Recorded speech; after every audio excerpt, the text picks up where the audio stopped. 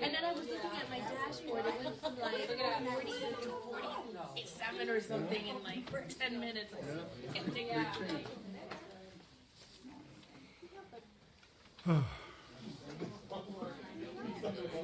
Yeah, we are.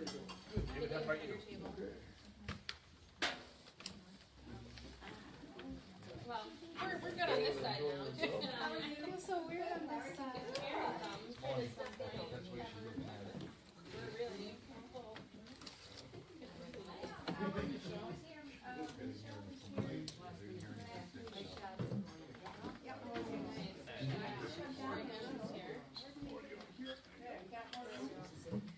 And then what's the process?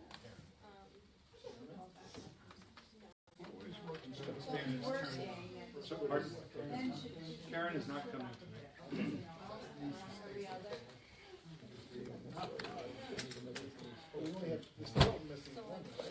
I'd like to move us into the, not tonight, but into the, spread out. Oh, right. True. But they could have.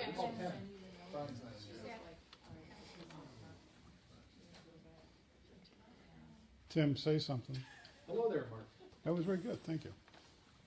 I played? No.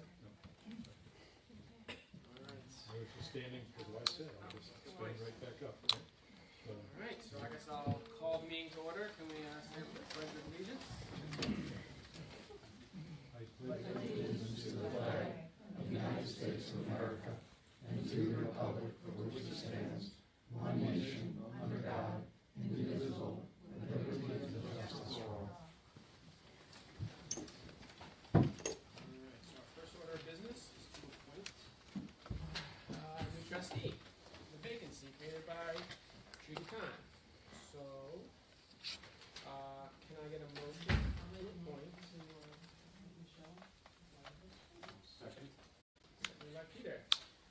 Okay, all those in favor? Aye. Opposed? Okay, unanimous. Welcome. Thank you. So, you'll do the oath of office here. It's up there. Yes, thank you. All right, stand up. Let me get out of the way. All right, so, repeat after me. Raise your right hand. Oh, really? And repeat after me. I, your name, I, Michelle Viola Strait, do solemnly affirm that I will support the Constitution of the United States do solemnly affirm that I will support the Constitution of the United States and the Constitution of the State of New York, and the Constitution of the State of New York, and I will faithfully discharge the duties of library trustee and I will faithfully discharge the duties of the trustee according to the best of my ability. according to the best of my ability. Congratulations. Thank you. All right, so got a sign there, having your address. Yeah, one of the recent times we did that and then they didn't sign it. And then we had to call the person back in the next day. One more time. Okay. What if the signature was the new trustee? That's Yeah, this is yeah. mine. All right. Opposite, yeah.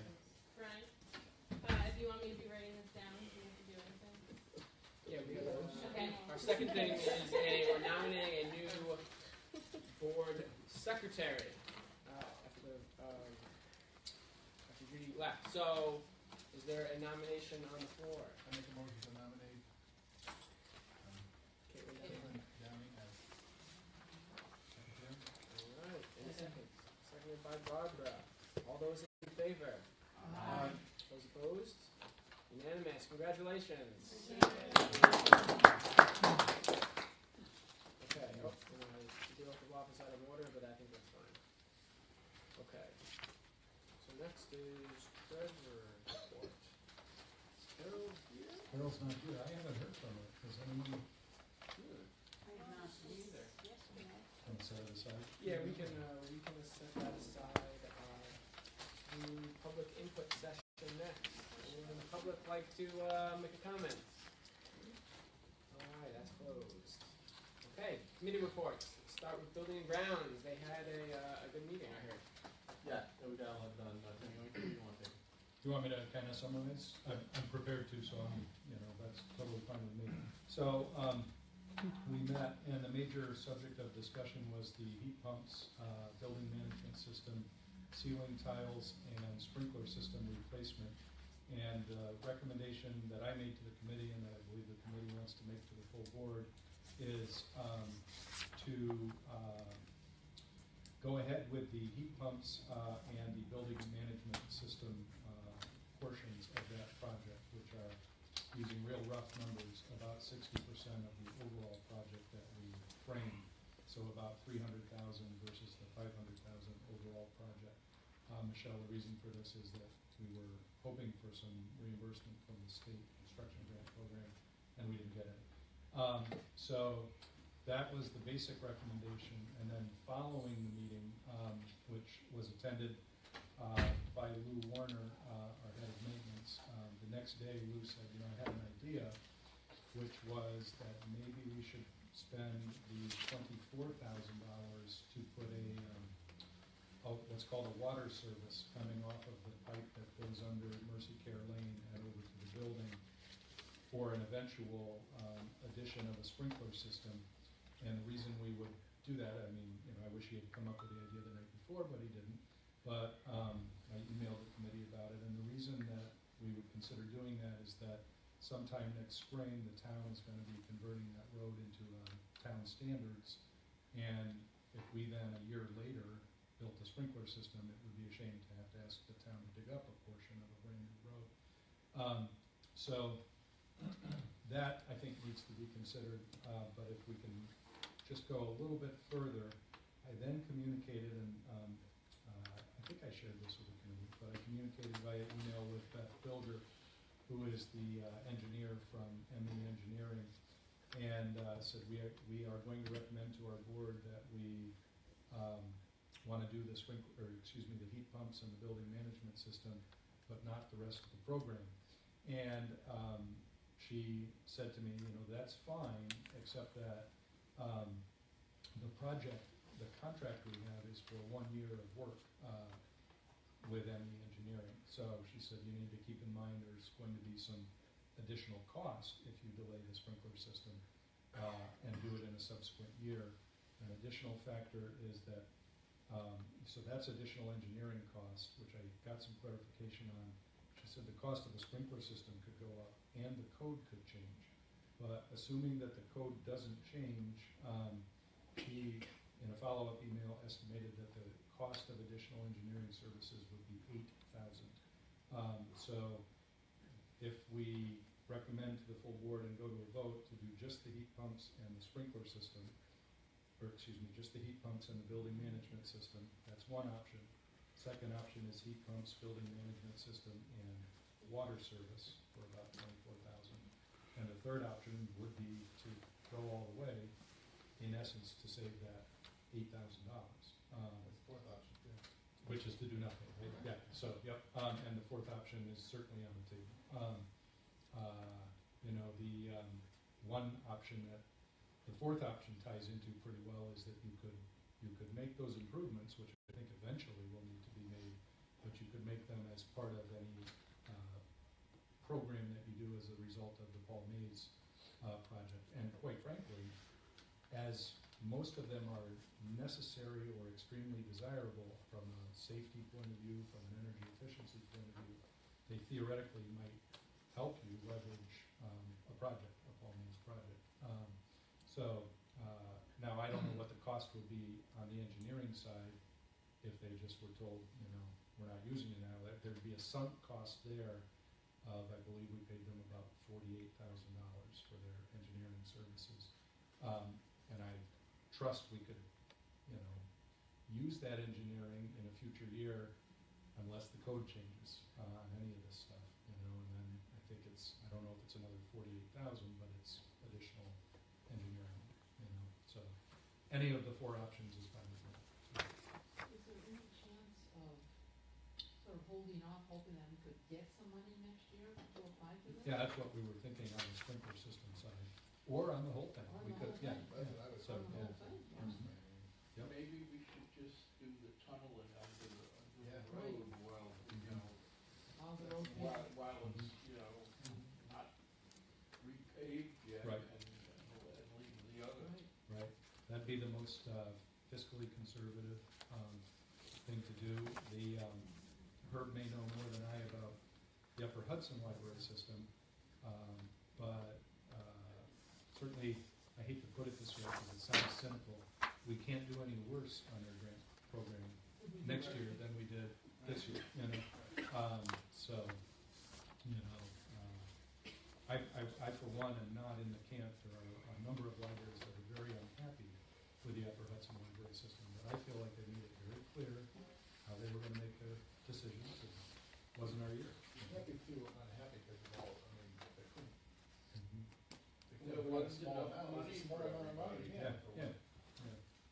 Well, some people are just used to getting something every time they ask, and, you know, that doesn't happen necessarily, so, you know. I'm fine if that's the route we decide to go. I do think that proposal, I think it came from you, to at least do the engineering on the water is a good way to work with the town to save everybody money, you know, so. Yeah. So I guess you guys can bring any motions you want. But if we are gonna do the heat pumps and the building management system, the communications I've had with Beth since we met as a committee, Jason, indicate that this is the time to go to bid. Like we'd be getting a better response from contractors now than if we did it after the holidays. Right. And, you know, to be quite frank, you know, if I call or email her tomorrow and say we're doing nothing, you know, can we save this engineering work that we've already paid you for and, you know, use it as a, maybe the project will be 80 or 90% done on paper if we do it in 2 years or in 3 years. But then again, you know, things could change, you know, like the whole code side of things could change and we might end up sinking another 20 grand into engineering. So, you know, that's just something you need to Well, keep it's in likely mind. we'll have to pay some more, actually. Yeah, yep. We already know if we were to go to the sprinkler system, we'd need to pay another $8.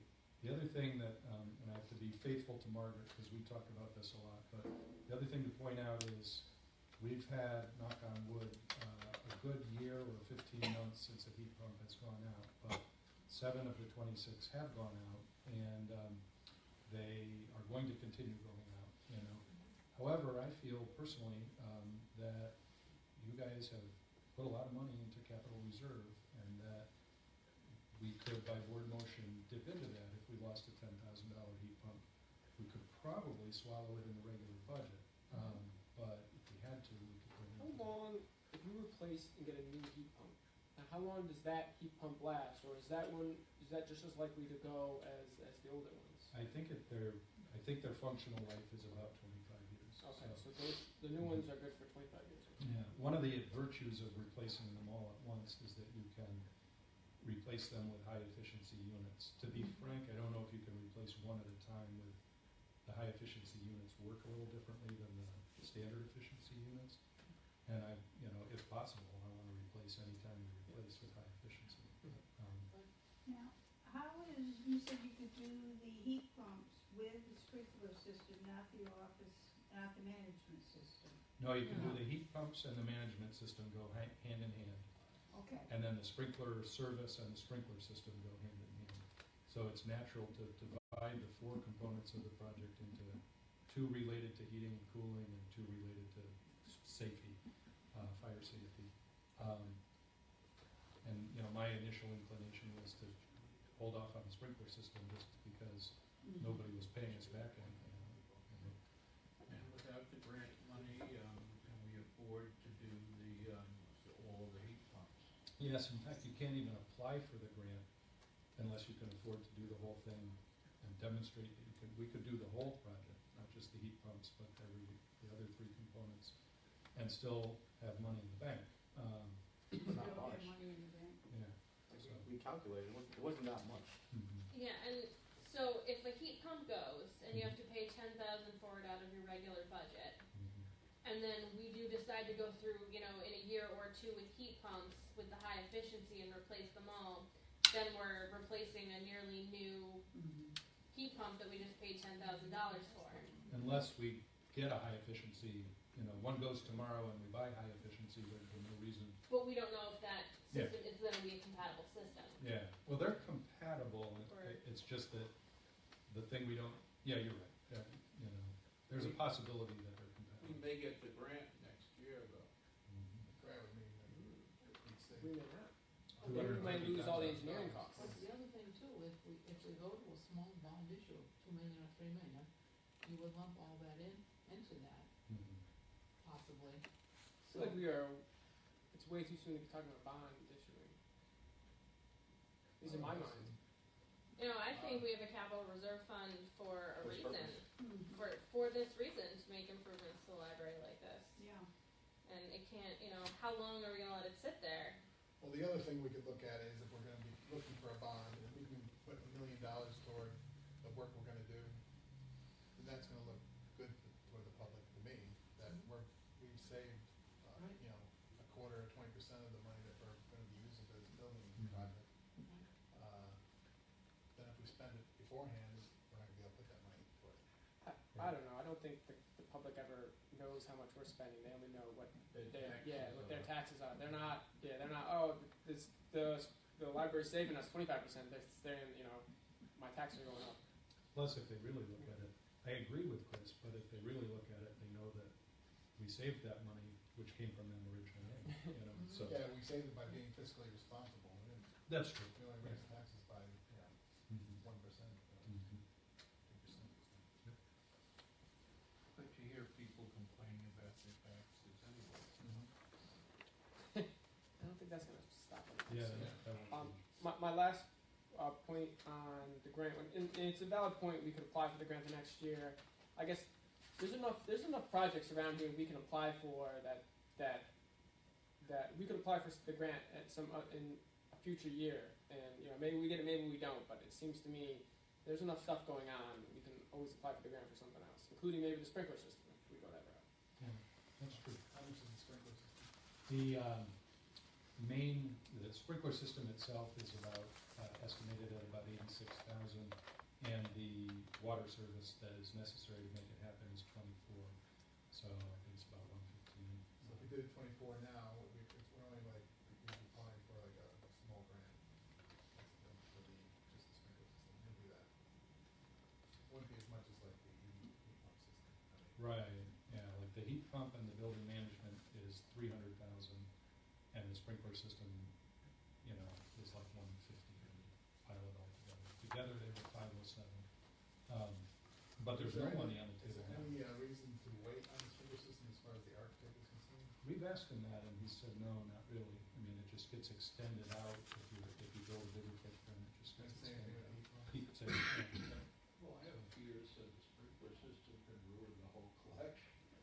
It Yeah, could. I am still not convinced about needing a sprinkler Yeah. system in the library. When our original architect was so adamant against it, Mhm. because You know, some kid to light a match, you're fine. I know, and as I said, this Paul Mays, I know was recommending it, but I am very skittish about it. And, you know, we've been here 25 years and, you know, thank Is it- God. Is this a new trend, you know, with the newer building? If you built a building today, I'm told by Paul Nees that you would build a sprinkler system into it, and I don't mean to criticize that valid opinion, but the idea then was that you protected the Collection. investment in books, and the idea now is that you protect people. The books insured? I'm sorry? Yes. The books insured for that? Yes, right, yeah, so. Where in the world then? But again, even protecting people, you have so many exits. Mhm. For people, and we now even have the push-out windows. Mhm.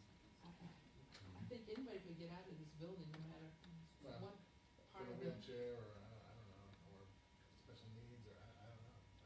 You know, I don't have a goal of anything tonight in terms of getting out of here with resolutions to do any kind of work, but, the fire department, everyone I've spoken to likes the idea of having a sprinkler system. And architect talks about a big bottleneck right at the front door, but to get out of here, you know, there are side doors, but most people are gonna be going out one little spot, I mean, Not if you have fire drills that direct people, But we in that don't. section go out the back door, the other section go out that door, the Mhm. other section go out this door. well, we have fire drills, all I'm saying is if you have 200 people in here, it could be hard to get them out. We were gonna have a conflagration where everything goes up in flames. Oh, I We don't get picture. kind of think we should go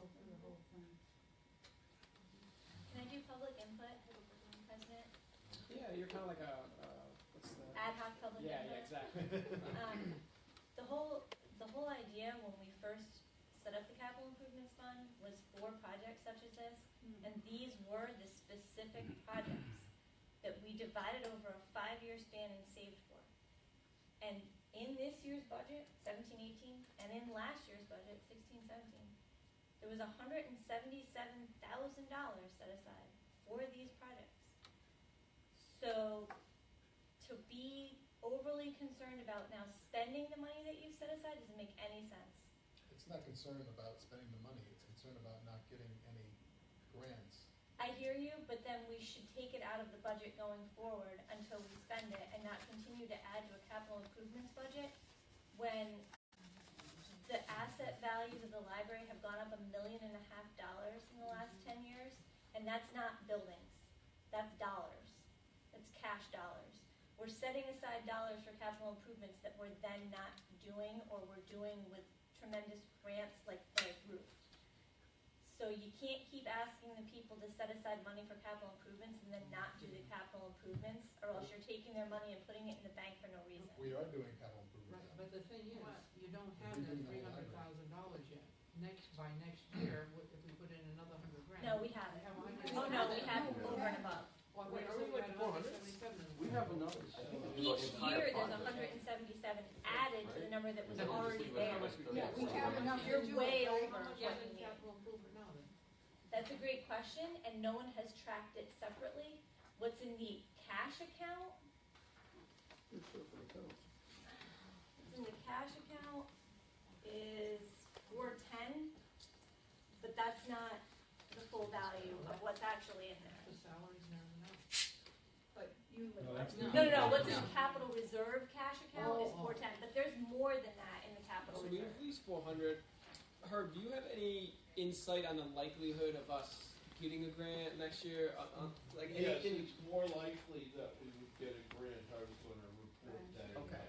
the foundation, that they're reforming the way that they do things for the grants and the publicity, for the grants based on the experiences they had this year with so much unhappiness among the libraries that that they're urging people to do these big projects in stages so that they're more likely to get money for particular stages of a big project than the whole project. And there are so many of the 29 libraries who have gotten into the habit now of asking for money.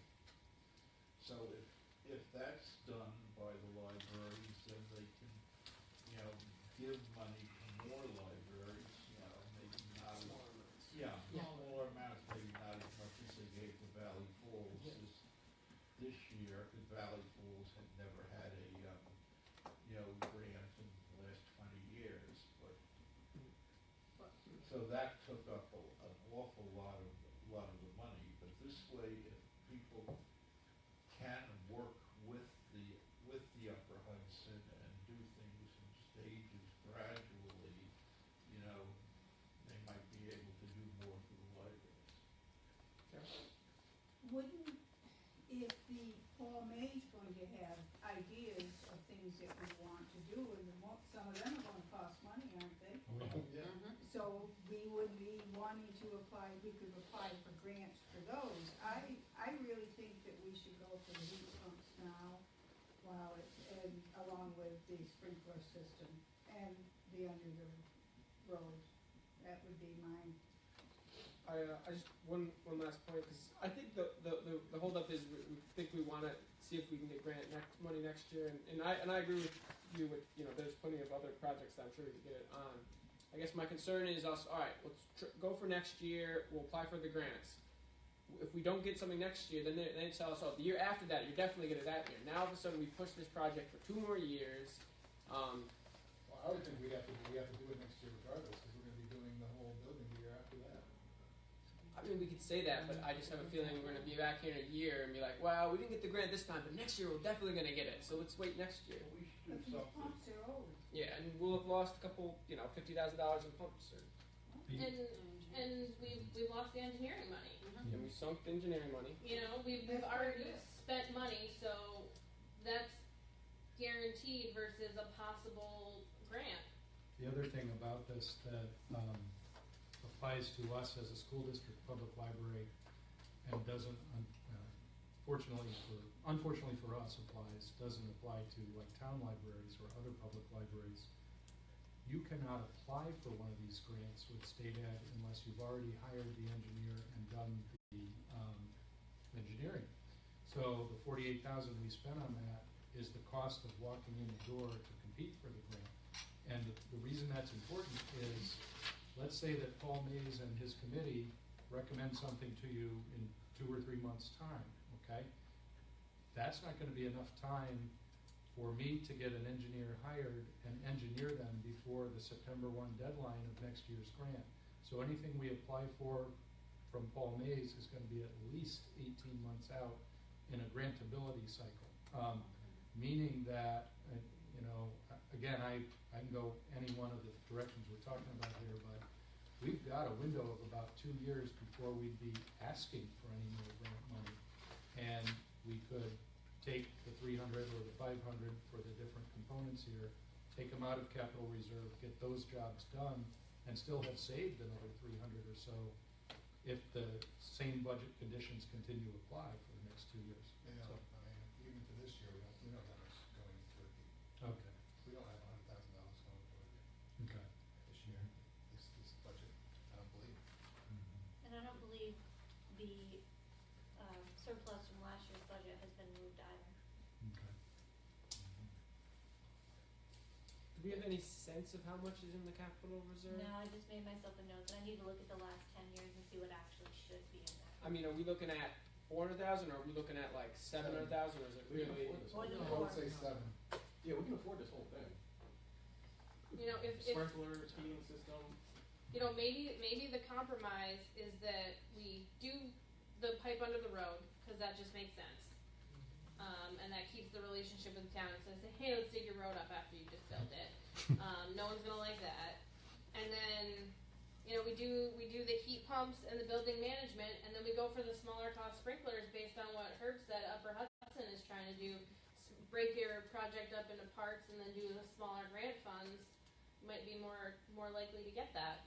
Yeah, I think we might get it, we'll just get $10,000 or something like that, we're not gonna get a lot of money. Yeah. In essence, that's what we proposed, with the exception of like digging up the road. I mean, that's what we were saying.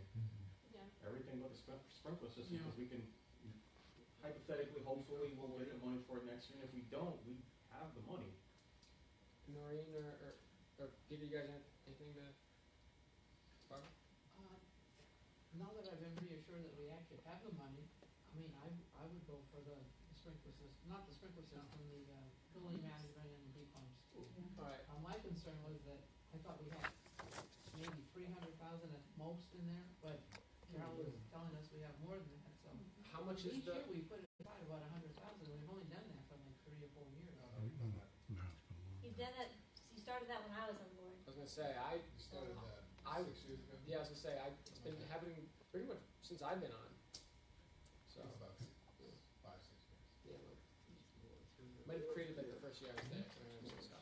Maybe it was after the referendum failed. and stuff. We also have more in savings than Okay. that's what's in that fund. Well, let me break down the vote like this, because it seems like everyone agrees with the road. So let's just go component by component. So, how much is the heat pump, by the way? The heat pumps total about 225, 230. 230, and then The building management. The building management system adds another 80 some. But you have to do those two Don't you together. They have to, Yeah. yeah. So it's three bumpers. 300, 320, something like that. Let me make a motion then to do the heat pumps and the building management system. well, want to do the road one first, then we're gonna work our way up to that. When's the town No. gonna That's do second. the Okay. That's an interesting question, Carol asked when the town is gonna do the road. So at our Jazzed Up event, Peter Barber was here and I explained to him that we were thinking about not doing the sprinkler system, but doing the water service, and said, does this sound good? And he said, yes, but when, you know, we're talking about when can we do this, and he said, you gotta kinda just hang fire, like, we don't know exactly when we're gonna do that road. But it, you know, is pretty evident to those of us who live in the Northeast, it's not gonna be this calendar year, it's gonna be in 2018, so, It will be in 2018, they think, this road. yeah. And, They have budgetary problems too. Sure. Yeah, and the grants through this grant program only cover half the cost, right? It's not the At full most, thing. at At most, most, at half. most, they cover Okay, so that's something 50%, also to yeah. think Hey, about. Tim, we also discussed something, like, there's gonna be savings, like, if you do the Right. heat pumps. Good Like, point. the sooner you do that, you gave us a number as far as like how much we were gonna About be saving, and 20%. it was really beneficial. Okay, okay. They're about 20% more efficient than the current pumps. the other thing too, Yeah. is the road. Yeah, yeah, I will, as soon as Carol goes in. But I'm sorry, there is also a NYSERDA refund or rebate on the heat pumps and the building management system, but we have not yet been able to figure out how much, so. Okay. The other thing with the road, I think the town would maybe help get what's the engineer's report for you? Sure. So that they might have a quicker way of getting an engineer report, because Right. they have a town engineer. Right, yep, good call. I mean, we have one that's written now, but if we don't do it now, then it might be a year or 2 years out of date, So that would only be, that's, at least do the pumps and the office management. So there's a motion on the floor from Barbara to do the pumps and, the management system. Second. Seconded by Jason. Jason, order. One thing at a time. Well, I think, I'm gonna just do that separately, but okay, so motion by Barbara, seconded by Jason, all those in favor? Aye. Those opposed? Nay. Chris. Okay. Alright, motion passed. Can I get a motion to do the, under the road project? So moved. Second. By Herb, seconded by Carol, all those in favor? Aye. Opposed? Alright, unanimous. Alright, I think it sounded like no one really wanted to do the sprinkler except for maybe Carol. Does that still hold true? Alright, so we'll maybe wait for later and try to get grant funding for that. That's a great thing to wrap into any kind of a building improvement project. Gives you a little safety, you know, you can say part of this is a safety enhancement. So, Okay, alright, so that was one of the big agenda items out of the way. Let's circle back to the treasurer's report now that Carol is here. A busy report, I guess, God. This one? Yeah, well, not supposed to report, but, did you Send me a get, thing. Oh, no, number two's not happening. okay, did you get your questions Nope. answered on that? That's why I said Okay, that. okay, that's what I wanted to know. Yeah, no, that's. Alright, so let's go through your report first, then we can. Okay, so balance sheet and income statement for the 4 months ended October. Nothing too crazy on the balance sheet. You'll see we have lots of cash because we got the levy in. That'll last us the whole year.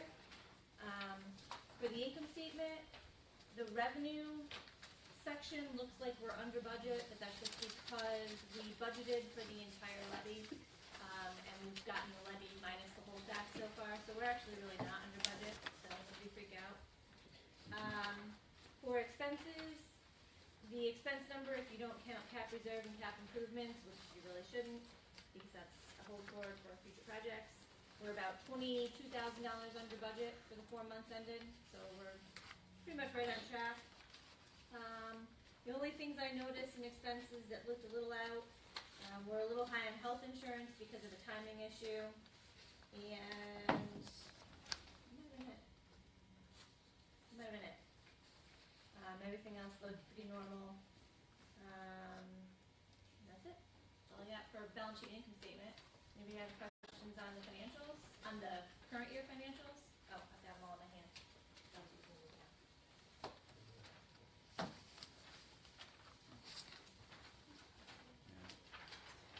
Other than that, other than current year financials, we have received the final audit for the financials, which I was using to review the 990. Although the audit is complete and the 990 has been prepared, I had some questions on it that I reached back out, just mostly obviously, hopefully clarifications such that the form is correct, but I just wanna make sure that I understand how we're presenting. I have not gotten answers to the clarifications yet, so we cannot approve the 990 tonight. We are on extension, so we're fine. I don't think we should wait until the extension expires, which is May, but No, that makes sense. we have a 6-month extension. But we don't need to do it tonight, so hopefully I get the answers in the next couple of weeks, and at the December meeting, I'll have clarifications, and I can say, you know, yeah, it's fine, or we've adjusted it, or whatever it may be, and then Brian has to sign it, because it says that President has final approval of the 990. This property tax, I assume this is the property tax for that we had to pay for our property? Yes, correct. And we didn't budget that because we weren't. We didn't know it was in that. So are you waiting for answers to the GPL response to their recommendations? No, so that's the audit letter, that we can talk about. What I'm Yeah, waiting that's for not- is, we can't do the 990 approval. 990, which we have an extension for. Yes. It How long was is the extension? due today, and it's a 6-month extension. Oh, First 6 months? extension Oh, is alright. automatic 6 months. Oh, nice. So that's what I'm saying, I mean, should we wait until May? No. But, I mean, we're fine, it's not like a 30-day extension. Yeah, okay. So we're that- fine that was- at the next board meeting and beyond, to delay, approval of 990. Okay. So if everyone saw the financials, do you wanna look at the response letter? This is kind of important, so please kind of pull this out. So in the past, I don't think we've ever done a response letter, Not and, the last couple of years. I don't know if there's ever. there were times when we didn't quite fulfill what the obligations were, or the observations were, so, but now we, or recommendations, so now Tim was kind enough to draft this kind of response letter, just to show what we've done in, as a result of the recommendations. So, let's look it over, we need to approve this, right? I We'll think get to that, I'll make a motion to accept the treasurer's report Okay. as presented. So who seconded? Carol. Second. All right, all those in favor? Aye. Opposed? All right, treasurer's report, accepted. But just a minor clarification, I think it was Carol that drafted this, correct? Carol? Yeah, so. Thank you, Carol. so. There are a couple typos we'll fix. Really, you know, just to revisit, we were given basically the highest audit recommendation we could get. These are, in a couple of cases, matters that we've already resolved, and that's what we say in the GPL response period. One of the 4 cases is just letting us know that our regulation is gonna change in a couple of years. To be quite frank, I don't know why they put it in there, Yeah. it's like there's nothing we can do about it. It's more of a wording. Yeah. Because technically they can't give you, they can't consult with you on applying it. You've gotta learn about it and apply it yourselves, because if they consult with you on applying it, they're now not independent and they can't do your audit. Okay. So it's like, hey, heads up, this is gonna happen, you guys should really think about it. And the one about Sunday pay Yeah, that was good. was resolved prior to the audit, but the MOUs with the 2 units of the union were signed, but nobody could recall the dates on which they were signed.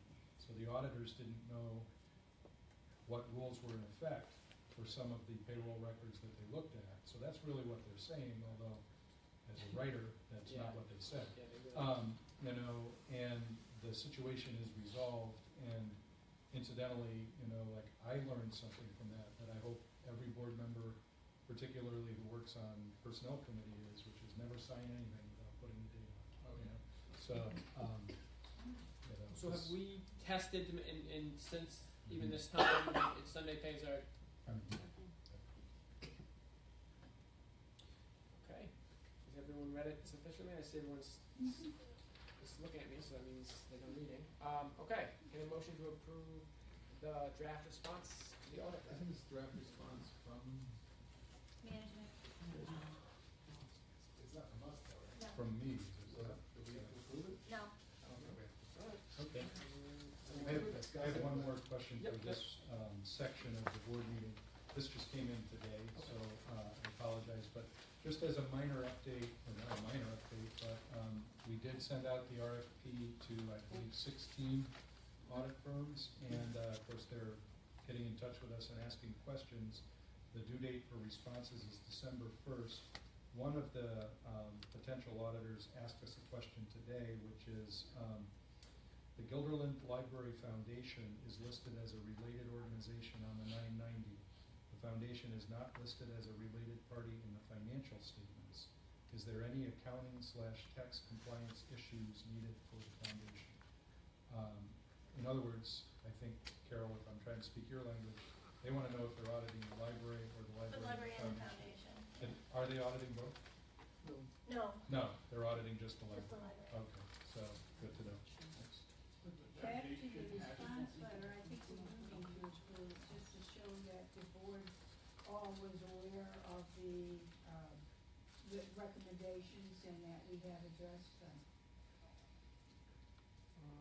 The foundation has to file tax returns Yes. also. Yeah. The letter doesn't come from the board, it comes from, I know it comes from us, but it doesn't come from us. It comes from the Comes from library management. management.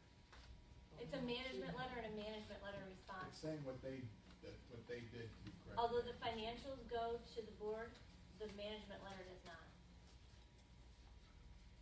So I think it's good for us to look at it and for most of it. but Yeah, I think we should always look at it. they're both consistent.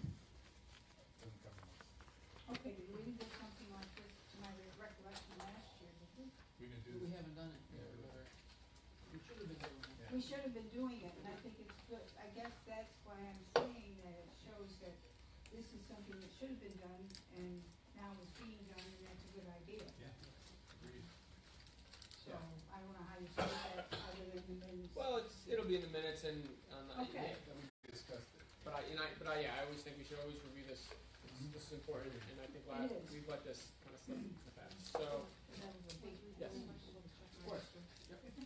Jocelyn Lowell, the independent contractor, what is she doing for us? Well, at the time that she did that, she was doing the story time for us and didn't work here, but we are catching up on a payment on that. I don't know how many weeks or months ago, maybe 2 months ago, we hired her as a part-time employee. Right. So she now does the same story time on salary. I think that 205 is for the last couple of those that she did. So Then program expense for the arts and crafts is $500 for the material, or for the, is that a one-time program, is that over a number of weeks or days, or?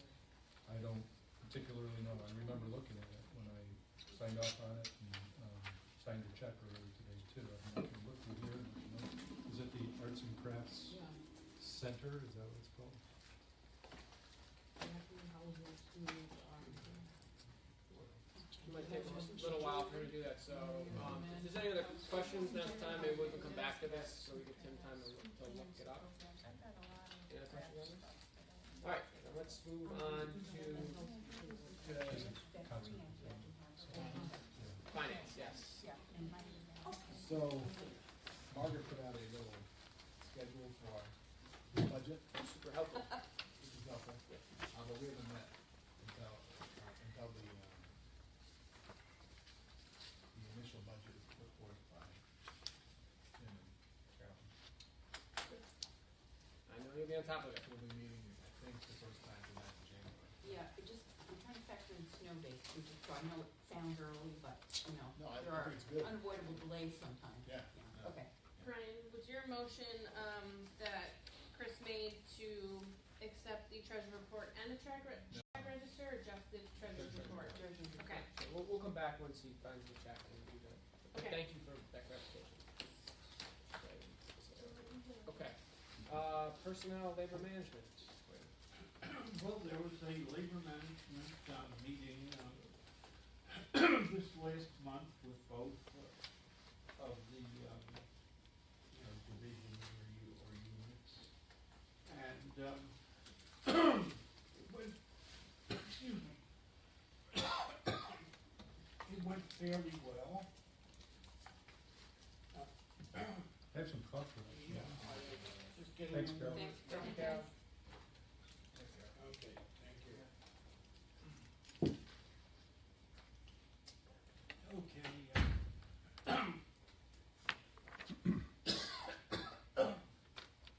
The surprise I had though was the request by CSCA for a senior page or supervisor page. This is something that we hadn't discussed here and had no knowledge of it. I know Tim and Margaret were going to do research on the issue, I guess, before taking it to the board. So I don't know what they found out yet. There was a senior library page title in this building years before CSEA was established. So the person who held that title vacated it prior to going to Albany County Civil Service. So that title was never included for this agency. Okay, so the title does not exist in civil service in Albany County? Library page does, but not senior library page. And the response from Albany County is they feel the job description of senior library clerk includes supervising library pages. So they're reluctant to issue a new title for us in this agency under that. Oh, so that is completely on hold at this point? Correct. Okay. And what's your guys' feelings? Well, one of the discussions that was at that meeting was that perhaps we could attach a stipend with a different, I don't want to say classification, but we haven't delved into that yet. Chrisley Enchantment was the one who raised that. And we thought we'd get this answer first and then go from there.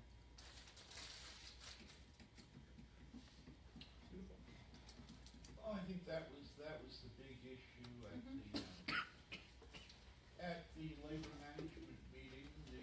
The CSEA was happy that things had been more or less straightened out with their time and accruals, because the library has done a lot of work So is that all, on that issue. that's all done?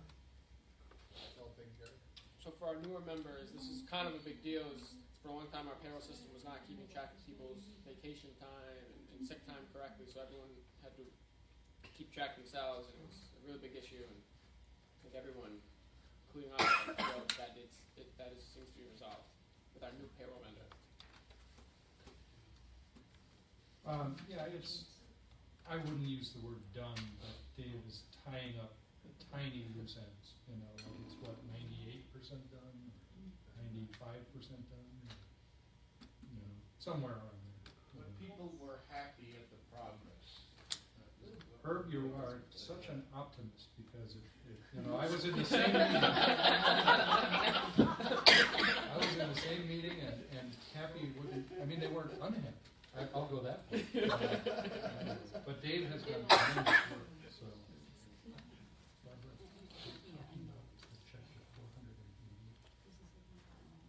Okay. So it's official. Yeah, that's, No, 500. that's pretty much it there, you know, nothing with the contracts or anything, and there weren't huge problems that, you know, that labor brought to the table, that, you know, They're both ones that sort of. that they felt discriminated against them. And how often do these labor management meetings happen? Like once every 3 months? This is the first one that I know of. I know they're, you know, supposed to be scheduled periodically, but I'm not sure what the period is. Every quarter. Every quarter. Beautiful. Okay. Because I just began, you know, as. Kennedy Hauser did paint and sip. Yes. Okay, so it's a paint and sip. Many titles, Herb. So I'm Involved still buying, learning. buying wine. Okay. I don't think we paid 500 for one program on that. She did more than one. Oh, okay. Herb has many hats. Yeah. She's the artist. She leads the Okay. club. Policy. And brings the Did supplies you guys happen to meet at all? for being No, I involved need with. to know what the, what, okay, I guess. Well, you can work with Margaret Tim. or Tim, I at need to some talk to one of you about So what. we would like to call a meeting to to discuss, some changes on our meeting room use form. I wondered about that. Yeah, so we need to kind of update it, and Okay. it's got some redundancies, it's got some antiquated practices, you know, so, but Jenna has done some really good work on identifying what the problems with the form are, so it should be a fairly quick meeting, you know, half hour, 45 minutes. If you had any other policies to go over too, now. We haven't assessed that right now. Right, we can do that, Yeah. sure. Okay. What- I'll leave that to you and you guys and Carol. Sure. I'm sure you'll Yeah. work something out. Okay. So you'll, We'll be in touch. okay. Great. Now back to Herb. Okay, Bless. the Upper Hudson Library System, I discussed one of the big issues, the grants and the unhappiness with the grants. That was about half of the meeting. The other part of the meeting was on the ULON program. There is something in your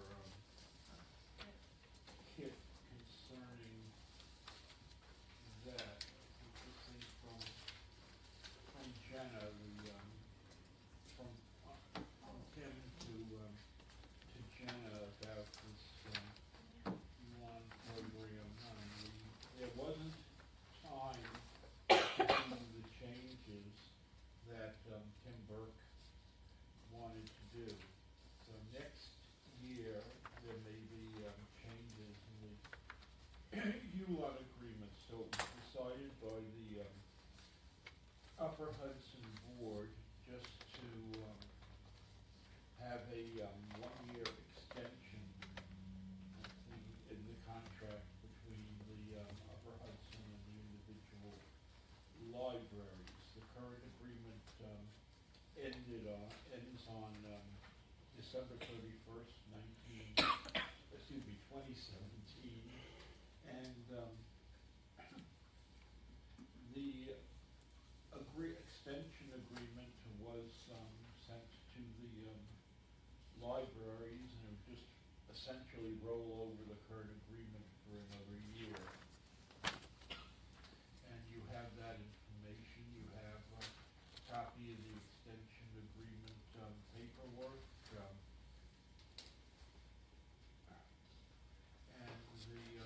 a chart of the ULON fees and whatnot also, and an explanation, the agreement itself, the terms of the agreement, purpose, statement, general response, and responsibilities of the parties. So you might want to take a quick look at it. This isn't changed from the previous year. So Brian Best, if I may jump in, Brian asked me to call Tim Burke today, so I did. And basically, Tim's right-hand person, administrative assistant, finance person, retired late last year. And typically, had she not retired, he would have used part of the fall to redraft a new service agreement to cover a 3-year period. And he didn't have time to do that because of her retiring, so he proposed to their board a 1-year extension. The cost of doing business with Upper Hudson doesn't change except in the way that it changes every year. So there's one document in there that says it's 55 cents per transaction, and every year that 55 cents goes up by 0.2 cents. So over a 5-year period, it becomes 56 cents. And that's in the contract that we signed last time out. So basically, this is continuing business as usual, but doing it for 1 year while they break in the new finance assistant, and they intend to write a 3-year contract next year to present to the member libraries. So that's kind of the background. Yeah, hopefully by pretty soon the new employee Jana will be up to snuff on this, because Heidi Few, who was the person who had done all of this, she had been with the Upper Hudson Library System for many years. So our fee went up $500-ish. And that was mostly due to our circulation increasing, is that the? Well, it's due to the 0.2 In- cents, 0.2. yeah. Because not everyone's fee went up. I mean, Albany's actually went down like 2,000 or 3,000. So does that mean that our circulation?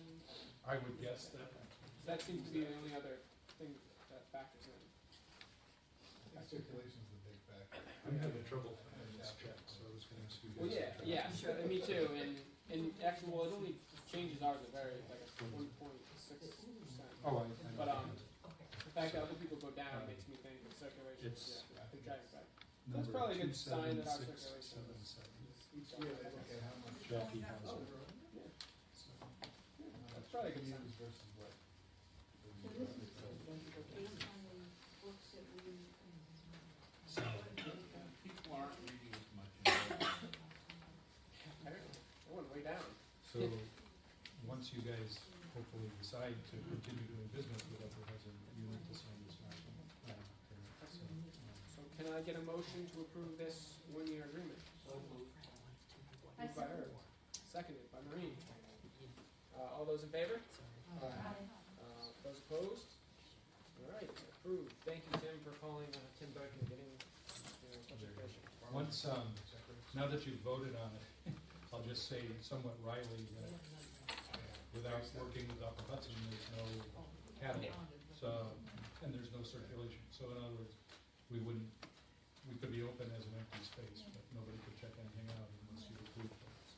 And for those of you who are new, based on the size of the Gilbert Library, we are entitled to a permanent seat on the Upper Hudson Library Board. This is based on the number of books we have and then the number of books we borrow from other libraries too. Yeah, the number of circulation transactions, yeah. Yeah. So, All told. yep. So Brian, can we go back to the check register? Okay, that? We good? Did we resolve the Carol's question? getting a copy of the contract, and I stepped out. Are you okay with us approving the check register? Make a motion to approve the check register as presented. Second by Peter. All those in favor? Aye. Opposed? All right, unanimous. Foundation. Foundation, yes, that's you. Okay, so we had the fundraiser in October, which was presented by most people, I think. It was pretty good, I think. One thing that I was, Peter said that all. I think we raised like 8,900. 8,600. 8,600? Yes, sir. Yeah. We didn't charge for The skill and alcohol at the event, which the committee had decided to charge for, but I guess at the last foundation meeting, they discussed that, is that right? They said just, yeah, Yeah, it wasn't in the minutes, but I assume that they just did it. that's what happened. They just Yeah. decided. You're talking about drinks? And the idea behind that was that they didn't have to pay for the liquor or the refreshments. They were donated. Right, which So- we knew, Yeah. when we got on the committee, but we just felt like it would have raised us another Additional. $1,200, $1,500, yeah. What was that we didn't charge? They didn't charge for the alcohol at the, That's right. They might have used even less than they did though, because there was a lot left over as it was. yeah, true.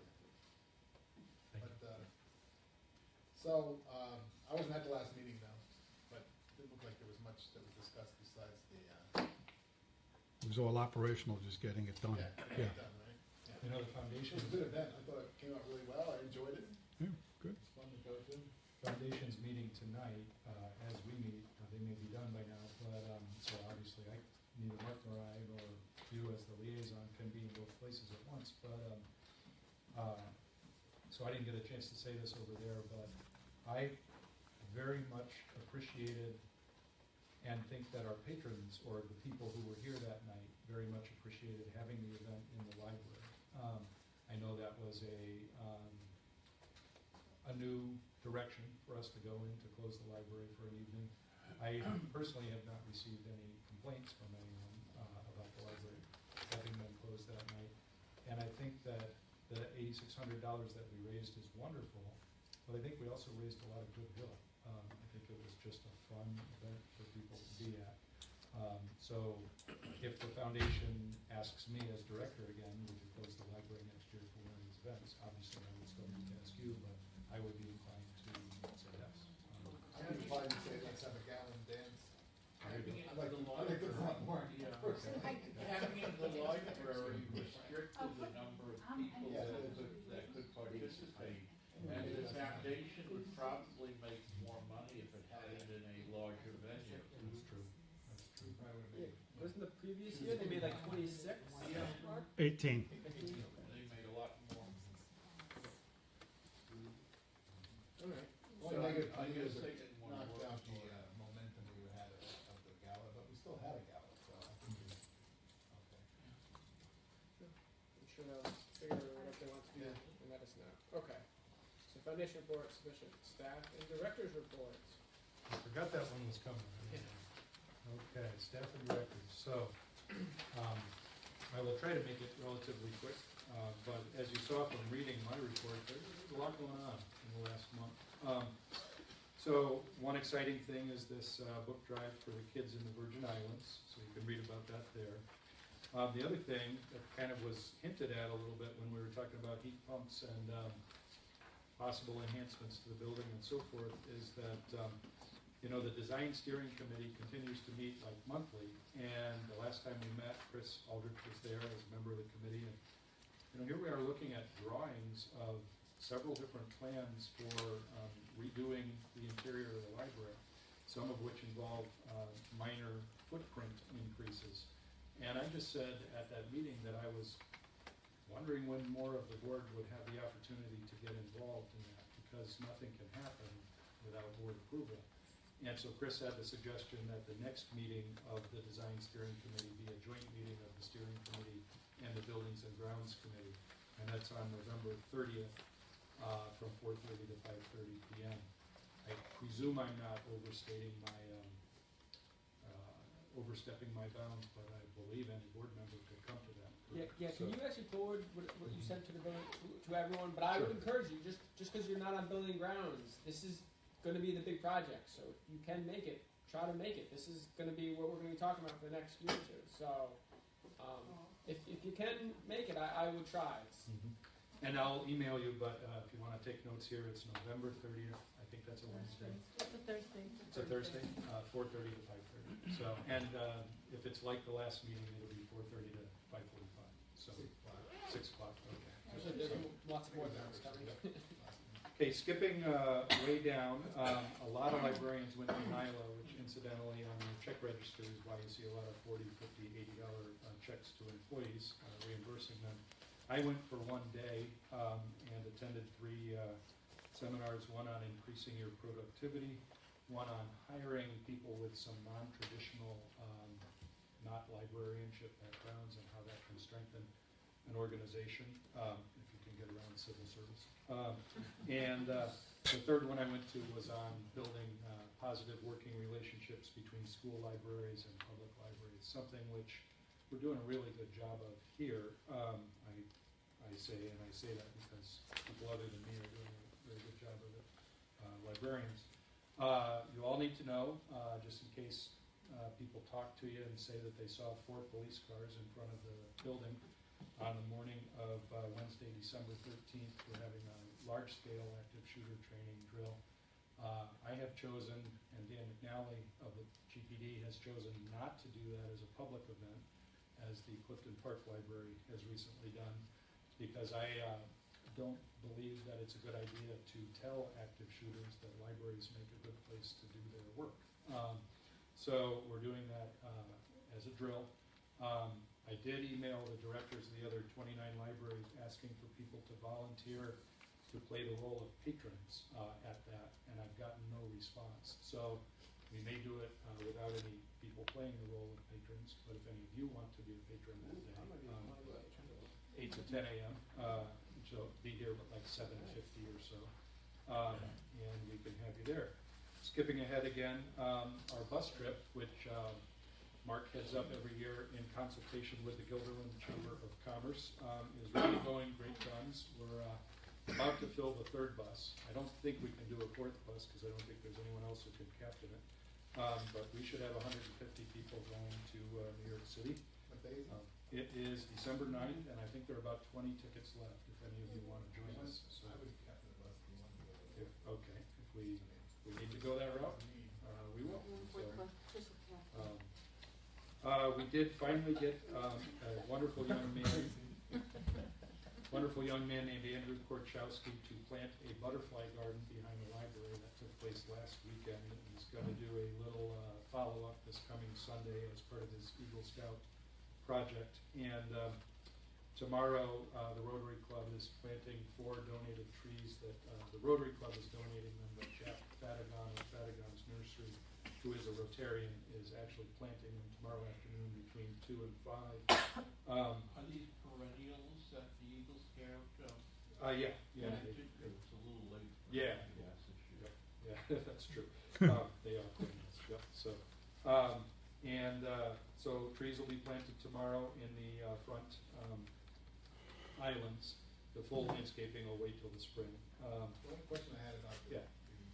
trees, we're gonna redo the Parking lot. parking lot. Well, they were donated, so. It'll be a problem for us to dig them up and move them. I don't think it'll be a problem, but you're asking at a good time, because they'll be Okay. here tomorrow, so I'll ask. But I don't think it'll be a problem. As we just talked about, the Get Jazz for GPL event was awesome. Now, yesterday, Margaret and Carol and myself and Sean Silvernail and Lou Warner met with Linda Krishkowski, I think, who's an MBA professor at UAlbany. And they have this Going Green Globally initiative where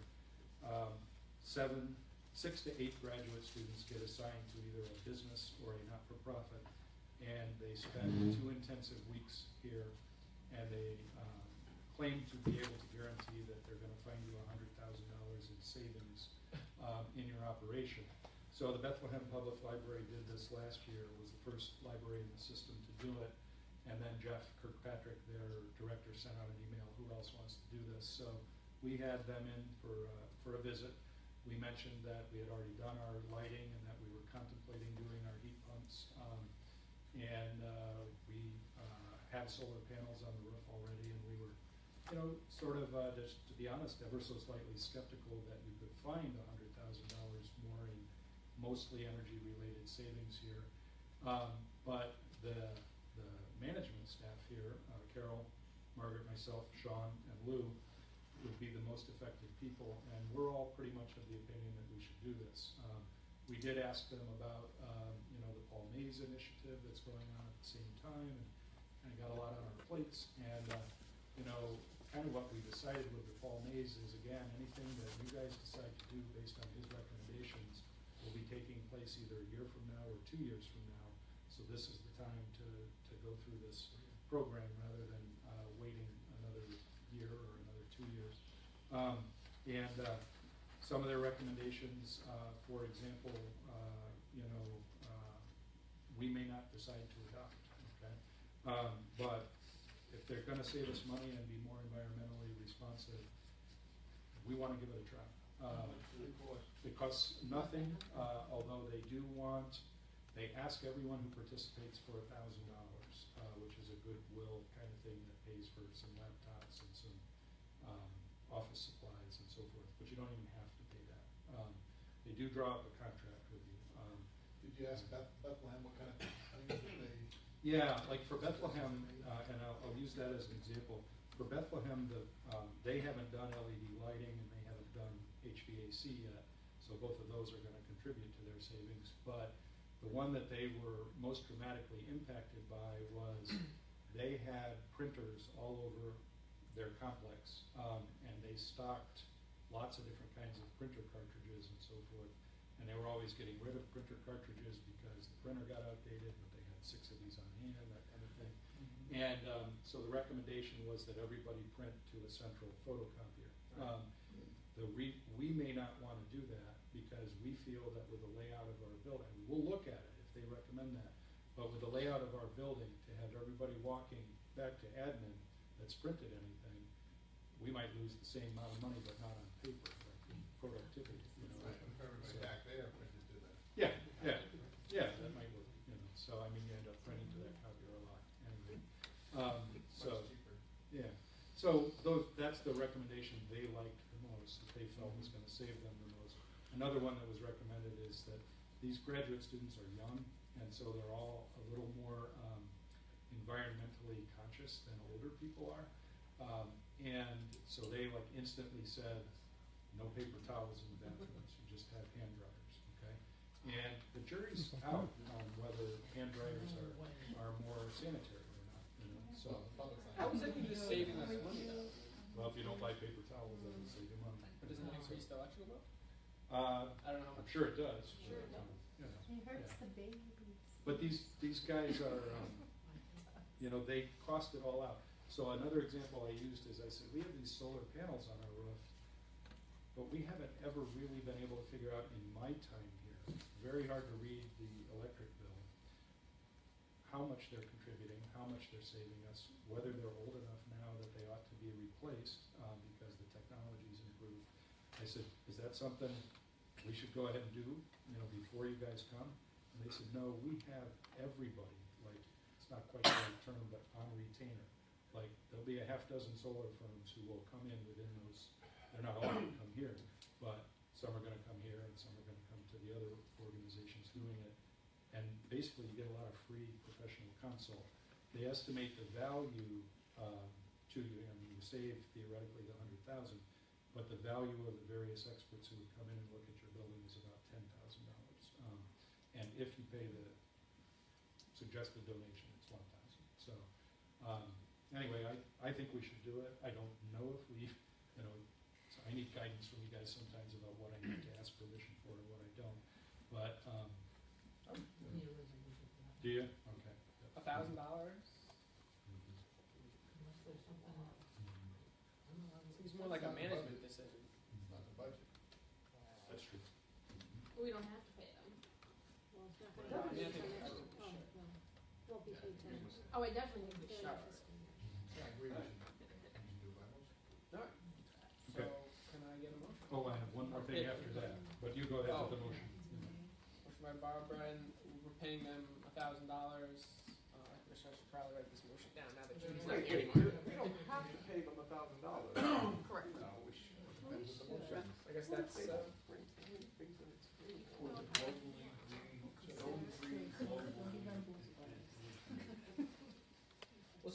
I mean, I was kind of skeptical until they said, you know, there's a lot of these consultants will come in. That's pretty good. You can, like $10,000 for consultants, we would pay $1,000. It seems worth it. But we'll open up for discussion. Does anyone? I should have brought the paperwork, I did not, but like, everybody's done this, you know, Albany Med's done it, Proctor's has done it, Stewart's has done it, Price Chopper. In addition to the potential savings, you know, one reason some organizations do it is you're helping people get educated, you know, helping people with their idea, so. The PR. It's a PR thing, yeah, there's great PR associated with it, so. So can I make a motion to approve $1,000 to the Going Green Globally Initiative for consulting services? Actually, I think Barbara made that motion, but you Oh. just seconded it I will second, and that is the correctly wording. wording it. Thank you. I hope you got the I wording wrote as that down. secretary. Perfect. That's what I wrote down. Good. Okay. So not even stress about it then. Alright, then I'll be the second. Yes, you Okay. and also the second, which hopefully you're keeping track of. Okay, I am keeping track. Okay, any, all those in favor? Good job. Aye. Opposed? No, I would Jason, no, you're good, alright, unanimous. That's unanimous. Alright, And then the last thing I want to update you about is that Brian and I did a little work. We went to the Business Practices Committee of the Guilderland Central School District to talk about the potential land transfer. And as I read it, they were, you know, very happy to entertain the idea. They sent us back to talk to Chris Lanchanton about the legality of how you actually transfer this land. So I talked to Chris on Monday, I think, of this week, and Chris is working on it. So hopefully at our next meeting we'll have some sort of an update. One thing I want to mention that I've mentioned to the superintendent of schools is that, you know, theoretically, if you go through this process in order to combine the 4 parcels and, you know, thus save the property tax money for the 2 parcels over here, once they're transferred to the school district, they're owned by the school district. So it would then become the school district's responsibility to interface with the town and merge them.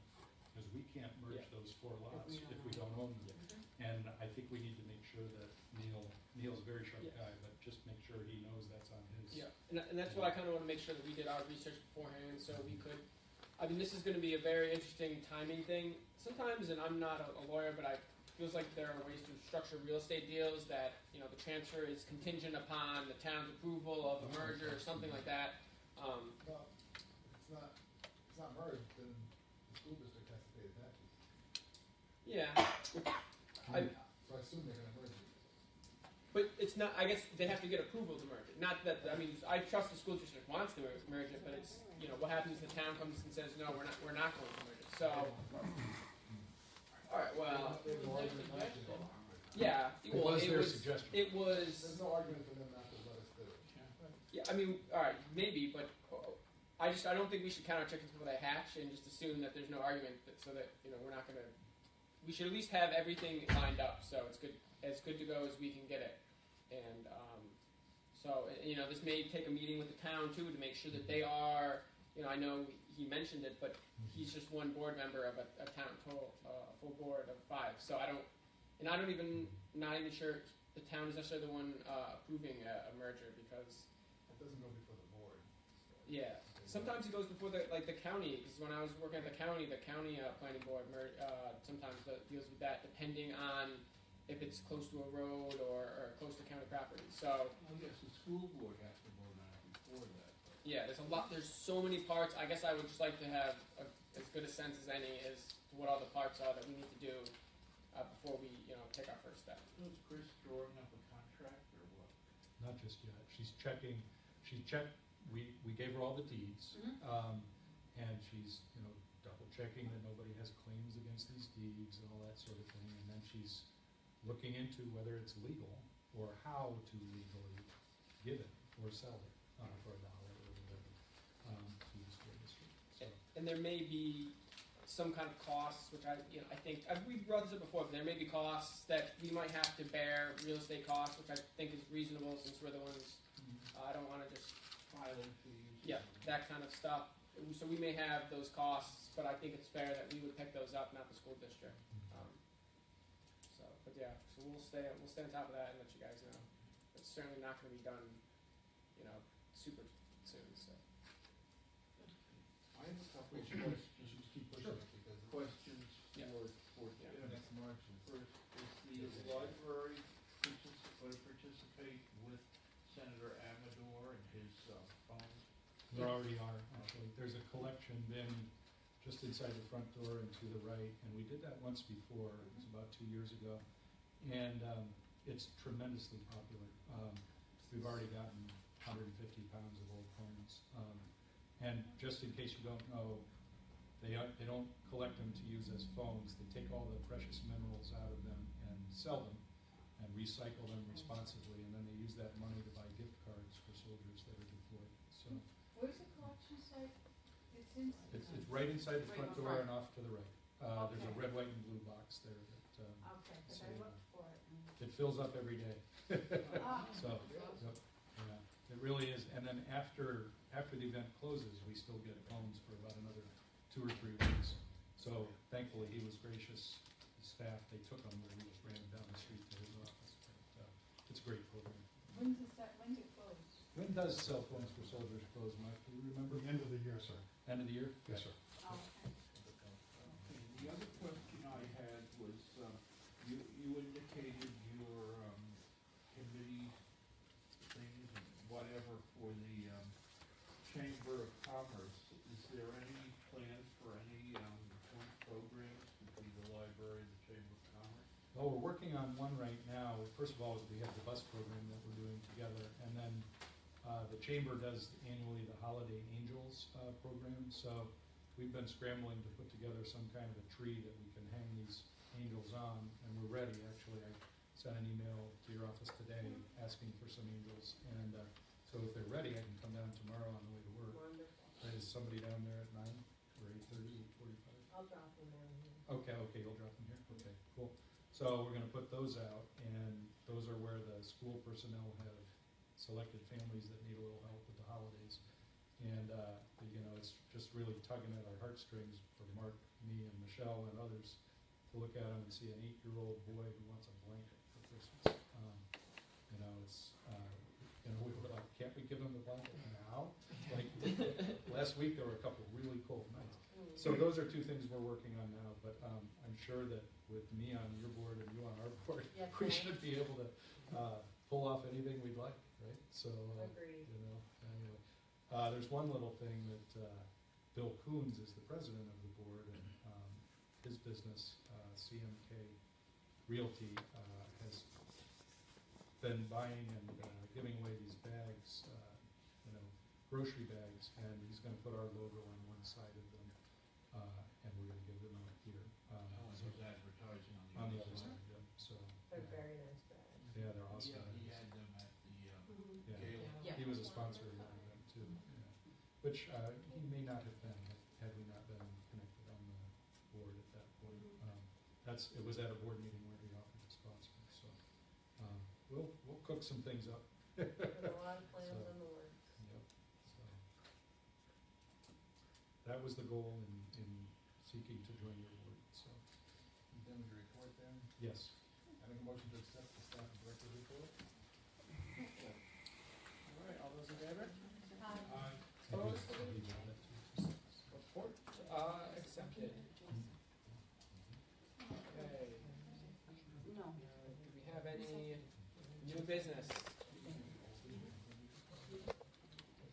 Yeah, you're right, that does seem, yeah, that does seem. Yeah, alright, well, do we have any new business? Let's just stick with this. Yeah, we gotta check, change that next thing. Can I do a restroom break before we get into the order? Yeah. Okay. I'll be back. Or you can start, whichever you prefer. Is there any new business then? I don't have any new business. Any board members? No? Alright, so I guess we'll start with the logo. Alright, it sounds like you have some stuff to set up. Yeah. Okay. Actually, you know what we could do? We could probably approve the minutes of our last board meeting. Are we ready? Okay.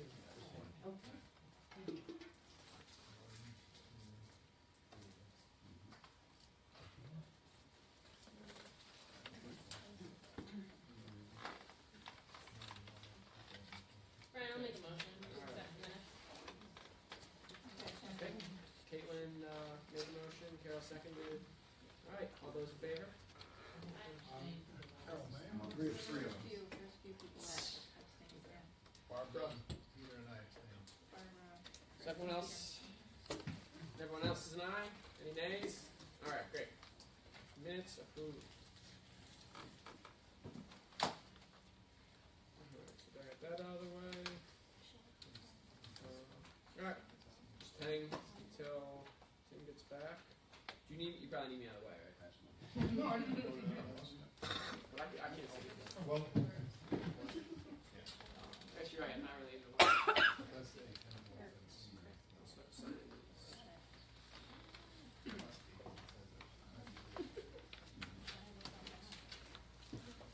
Hi, Dad.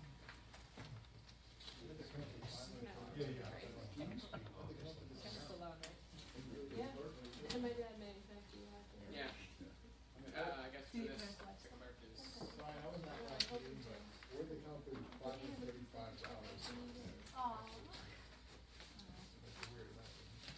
Carol, you wanna talk about that? There was a reason. Increased it, We increased the cash register, $35 is for coins. Coins. So we Oh, have okay. dimes, nickels, A coins. roll so of we it have- around. so There was a reason. I think I actually asked that exact I question. just thought it was kind of funny. It is where it gets an unknown. Quarter So stack of 600 is nickels. like Yeah. 535.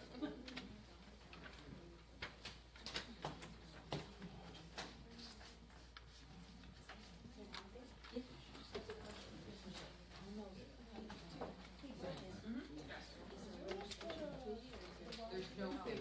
All the time. It's every day.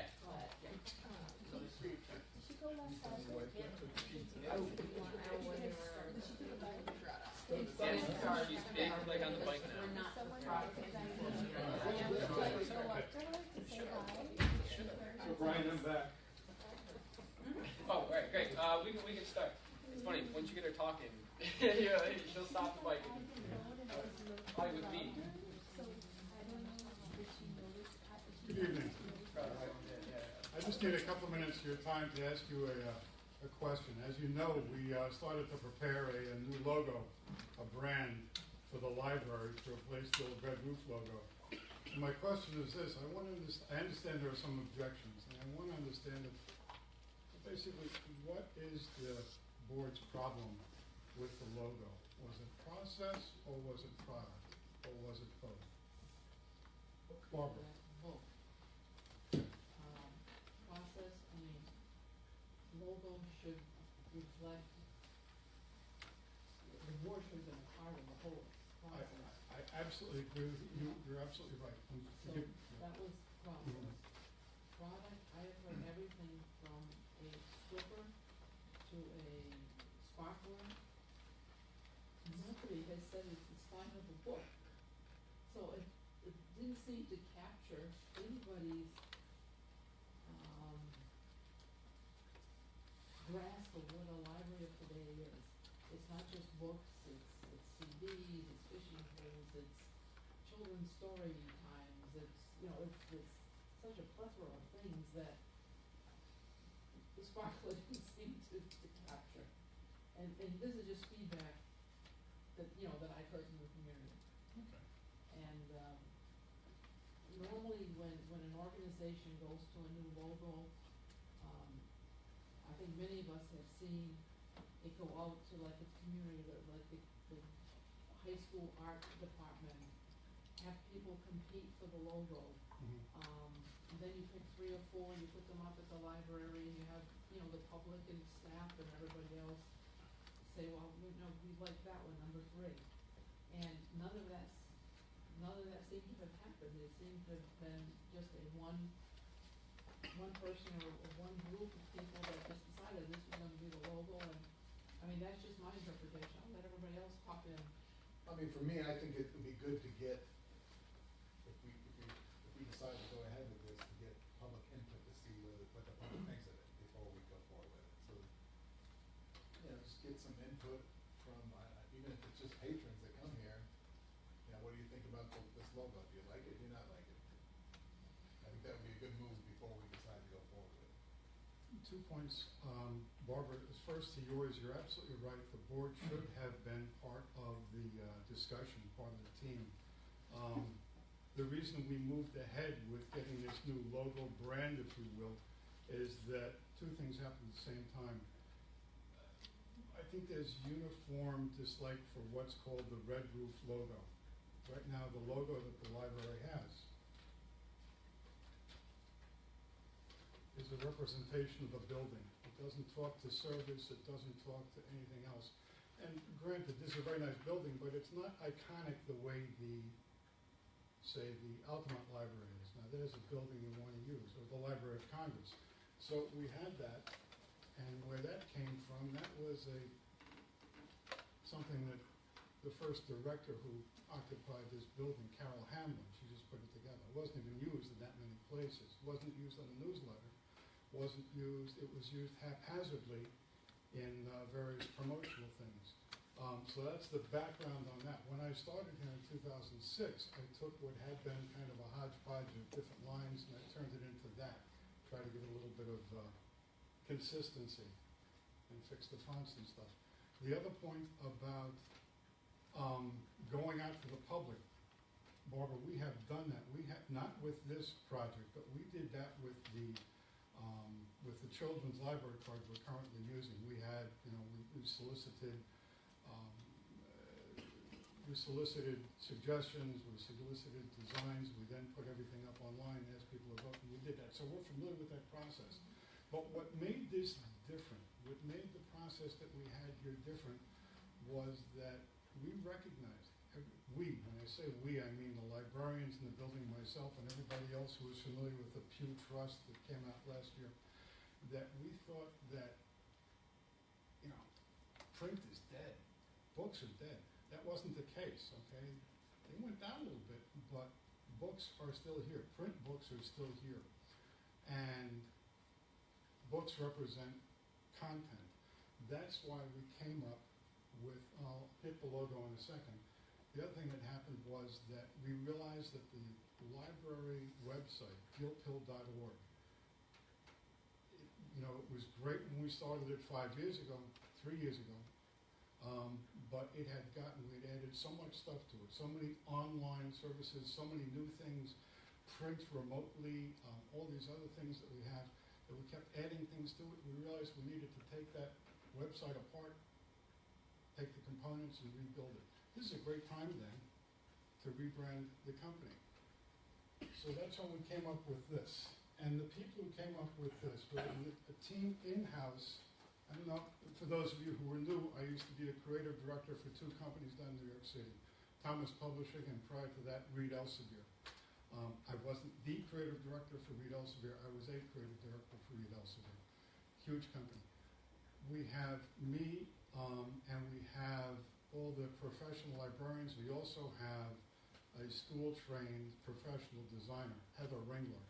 The team came up with a number of logos. This is the one we ultimately settled on.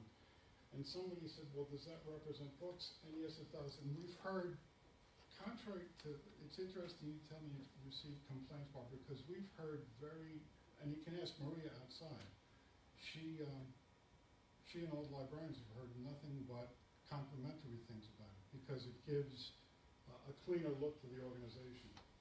Having said that, Could they tell what it was?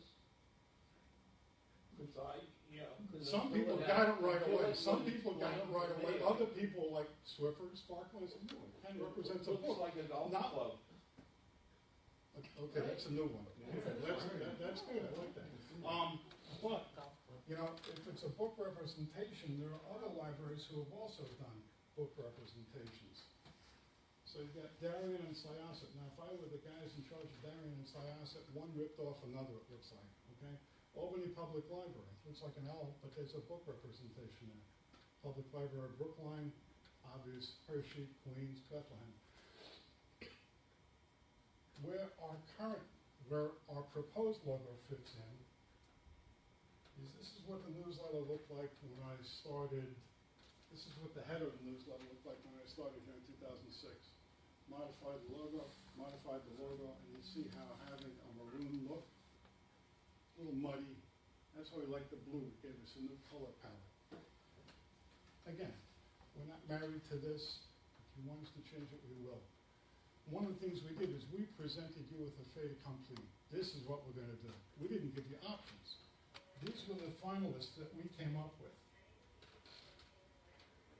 This one, a representation of a book, and for a while this was my favorite. But then I started to think that looked like, it could be an icon for a company that sells automatic opening doors. Another one was Discover, Imagine, Connect. But what we had a problem with there, what are those? Seagulls, pigeons? Just like, So we kind of scrapped that.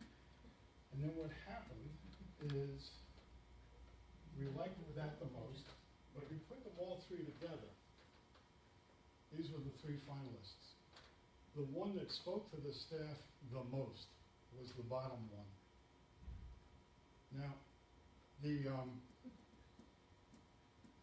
I'm afraid that your displeasure with the product is, and I hope it's not the case, I'm afraid that your displeasure with the product is the way the process was. Can I say, Please. Was it shown to, I wasn't here when it was presented, I missed that meeting. Was it shown to the board on the pencil? Because on the pencil, it doesn't look anything like that bottom. Last January, the beginning of this year, 10 months ago, and you'll remember, a lot of you will remember that I presented the website, the new website design, and the logo was part of that website design. Many of you were here for that meeting, some were not. And Barbara spoke up and said she didn't understand the symbolism of the logo, the book representation, and that was a valid point. And so you have presented it. We started in June to implement it. because that was the 25th anniversary celebration of being in his building. And then Tim told me a month or so after that to just put it on hold because you all wanted to discuss it. I did not. It was not my intent to cut you out of the system, but had been the custom and practice of the director, previous director, and Tim, in some regards, to keep you informed of what we were doing, but not necessarily to get approval.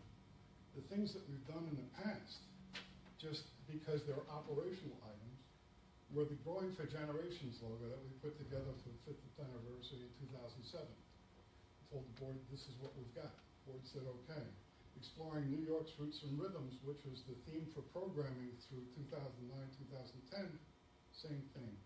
Gildan's Gathering Place, the tagline, Barbara and I came up with that in 2010, and then the image on the front of our current library cards, the Imagine, Discover, Connect, the blue book with the orange background and the type around it, that was designed by a core of people, circulation librarians, and a couple of pages who just sat around and doodled these things.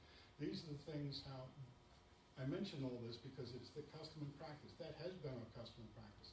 In this case, clearly, I made a mistake by not getting the board involved in what we were doing. What would you like me to do? I am at your disposal. What direction would you like me to take? By the way, mea culpa. This is my fault. Okay, I just saw a mission, drove on. Okay, assembled my team and drove on. What would the board have me do? So I'm new to the board, and I don't quite know all of the history, you know, but I so appreciate the work that you've clearly put into the whole process. Thank you. You know, and my only, you know, suggestion would be to the process that you've gone through with other things of getting the public input, you know, testing. I feel like, you know, testing and getting the other librarians is almost preaching to the choir. You know, they should recognize and know what it is. And that's not really who we're marketing the library to. So, you know, if we're marketing a product, which is our library and our services, you know, testing it with the target population, the people of the community who were looking to buy into our services, you know, and see what they say. You know, because I don't necessarily think it's just a library staff decision or just a board decision. This library belongs to the people of Guilderland and the school district, and let's see what they say.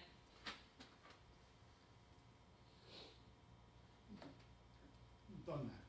I mean, in a previous life where you put the, I mean, certainly, if that's the will, we'll do that. But in the previous life, when you put it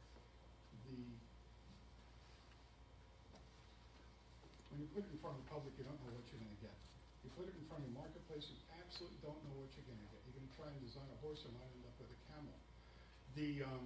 I'm not saying to put the design to their choice of what we do, but take that logo, like it is, and say, what do you what do think? you think of it?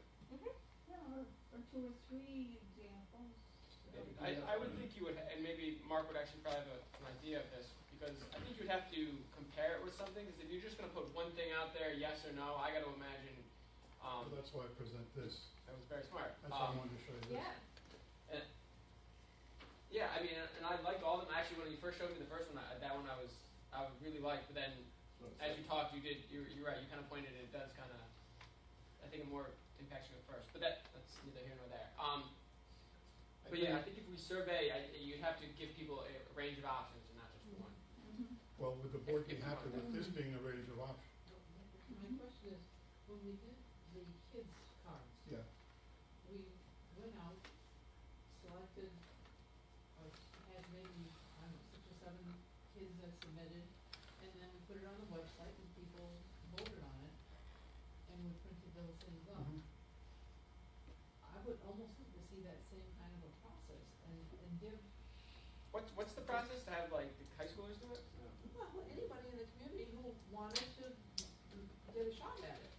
And then you put it up and you have a timetable of a month or whatever.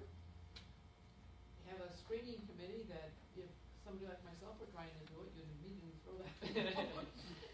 But then, you know, the remaining 5 or 6 or 3 or 4, whatever, and then see if it's more representative of what the library of today is.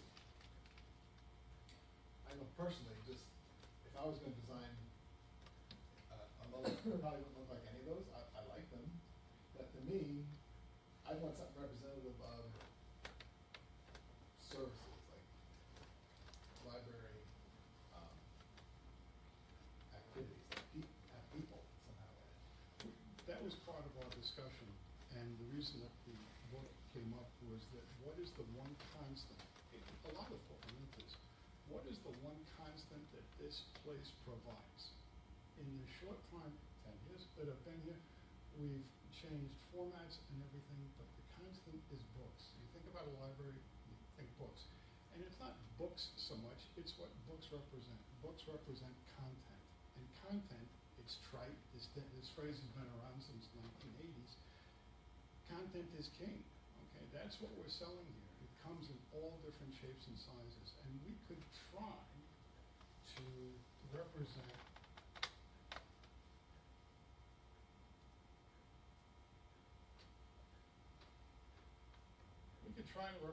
more, but I'm just afraid that we'll have services, we'll have books.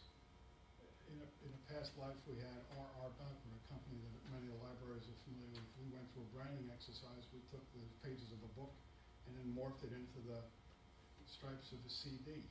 Okay, well that went away because the CDs went away. Okay, now it's all everything's online. Yes. I just wanted to say, in terms of the logo, when I first saw it on the pen, and I'm a very visual person, but when you put it on a white background, I can definitely see what you're saying about the logo. You know, I get it's a book. But when it was on a blue background, I felt like it was lost. The logo itself. Had you put it on a white background and the blue or a different color, it would have jumped out. That's on the logo end. And it's obvious that a lot of thought went into picking each and every logo. I mean, they're all really great, but then that's the part, I guess, of the process that maybe one sector gets it because they're in, like you said, you know, they get it, the book and everything, but I'm a person that heavily reads, and it was lost on me on the blue background. On the pen, that did get lost. And I think, I noticed looking at the logo on the screen, 3-color printing. The logo here, 2-color. You have one of the pens with you, Kate? I have one of the pens in my hand. I use it all the time. But yeah, so white background and 3-color. The Right. orange, the The white, blue the blue. and the knocked out. So if we're knocked gonna out, right. print materials in 2-color, I think we have to think about design in 2-color and how it translates. Right? Is that Yeah, that's what I'm sorry, I didn't have the pen in front of me, but I remember it was two-tone, because now I'm seeing it's gold and Agreed. blue and white, and it has more dimension to it. On the pen, unfortunately, I feel it gets lost, you know. Well, you know, it happens? to that point, you know, you build up a certain amount of brand recognition. First time you saw the logo was on that pen. If you'd had a chance to see it on the newsletter and everything and built up a little brand recognition, you might have recognized the pen. To be fair to the staff and myself, so many times things come, the needle gets pointed down. This was an opportunity for the staff to take the needle and come up with what they liked, okay? So that was, and that's the key thing about this, is it's got a huge amount of staff buy-in. We'll start again if you want. We'll take and do a vote, but I just need to get some direction because I don't want to disappoint you again, and I don't want to waste your time and my time. Unfortunately, I think at this point, and we want to give you the direction, I don't think we know ourselves. Like, we're going to have to discuss it internally. I think everyone wants to give you the direction. I just don't think, and I could be speaking out of turn, I think you've heard, like, everyone kind of has a different viewpoint. So I don't know if we have a direction to give you at this moment, although, you know, I think this back and forth is great, and I certainly think it's getting us to where we need to be. You have so many folks in the community that are very tech-based, and especially the folks that don't use the library. So the younger, the 20-somethings, the folks that are out of the library, not, and doing other things at this point. So maybe if you were to pull in some folks to do this, to help with a design. There's websites like Fiverr, where you pay $10, you go online, somebody designs you something. So there's a value to that because that's what they do. They come up with these crazy brandings that capture you that might have no representation at all, but it may hit as a brand where you're like, oh, that's it. That's where I started myself, and when I first started this, I said, let me try one of those offshore sites. Whoa, that You was gotta exciting. be careful, but That was yeah. exciting. That was, You have a lot of folks in the community that I think you could utilize, and maybe by bringing people that maybe are not involved into the library, into a project of designing a tech piece, might attract more people in somehow, or expose them. And so what's interesting, Michelle, is that you said a word a number of times when you were speaking that I think is, missing from the logo and the representation. That's community. The library represents not only content, but community, our meeting spaces, our programming. So, and even just more than content, there's resources here. People tell me, well, why do you go to the library? Can't you just read, books online? I'm like, don't you know your library has fishing poles and lawn games, and there's, cookie cutters. There's just so much more. And they're like, they go, really? I should go to my library more. So it's more, if the books are why I love the library, but it's those other things that make it exciting to be part of it. But I think it's the community that's really important. Yeah, and I think we wanna draw on people that, with the logo, who aren't library patrons, are part of our community. And we're not gonna, to me, we're not gonna do that with that. But, Hey, Mark. not that I dislike it, I mean, I think, whatever. I wasn't a fan of Mark, but I just wanna point out that, like, I remember that night, cause I was still new, and the website, the mobile website, that was amazing, and the only thing, and I just was thinking, I was like, wow, you guys really nailed it, getting that stuff done, and I just kept thinking about the logo, like, the process, the outcome, cause I wasn't a fan, but, I do remember, like, it wasn't just the logo that you showed us that night, it was also the website, and I feel like we all kinda, everyone was just like, what's this with the logo, but, everything else was really good, I mean, that was really good work, and, you got it done, but it was just that one hang up with the logo. okay. We have, a number of options here. And first of all, where we are now is at Tim's instruction, when he told me a couple of months ago about the, displeasure, we put a hold on everything. There are, however, it's on the website, it's on the header of the, newsletter, it's on the header of e-news that you all read. But it's on a lot of flyers. This thing is on a lot of flyers. But there's some legacy stuff that still has the Red Roof logo on it. Until I hear from you, that's the way it's gonna be, all right? Now, in terms of moving forward, there are a couple of ways we could do it. Staff could lead this effort. The board could lead, the board could select a subcommittee to lead the rebranding effort. That would be kind of exciting. So I'm not saying I need a decision tonight. What I'm telling you is what we're doing, what the status is, and options to move forward. In terms Sir. of options, I want to remind the board that even though it's composed differently tonight than it was a month or 2 months ago, one of the objections raised within the last 3 or 4 months is that we did not hire a professional firm to design the logo. And that's got to be theoretic. Yes, it was. You go back and watch the tapes.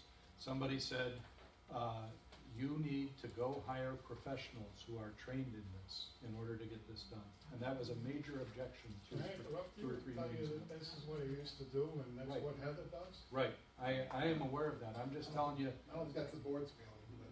it's maybe interesting. one person said I think it was brought up, Yeah. but I think that should all be dismissed at this point after hearing. Just toss out the so you subject know, and a ask. professional agency to do again, past life, a professional agency to do a logo, not the branding, because when I say branding, You saw on the newsletter how different it looks? I mean, you gotta admit how much cleaner that thing looks. We've got new fonts, new illustrations, new stylized ways of designing. It's There's so usually many, better than the other logo.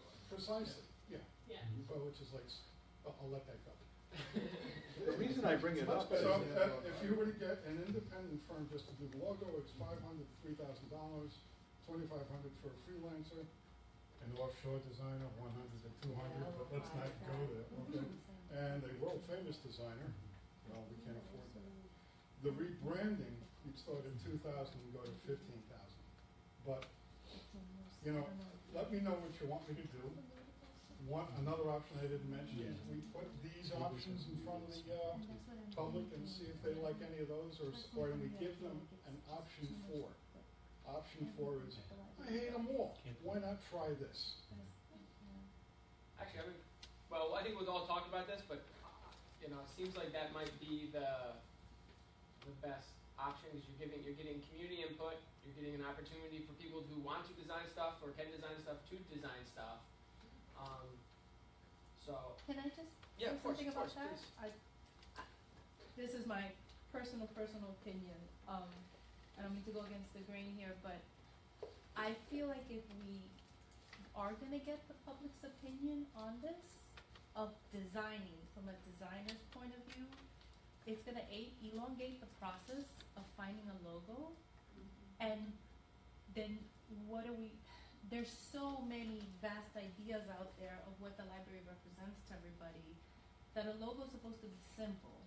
If we start throwing everything in, it's, I don't know, I could see this really taking on, becoming a year-long process, where I think maybe it's simpler to either A, have a contest, if that, because it sounds to me that's more like a contest point, or B, again, talk between the board, talk between the people in the library, you know, that are presenting this, because at the end of the day, a logo is simple.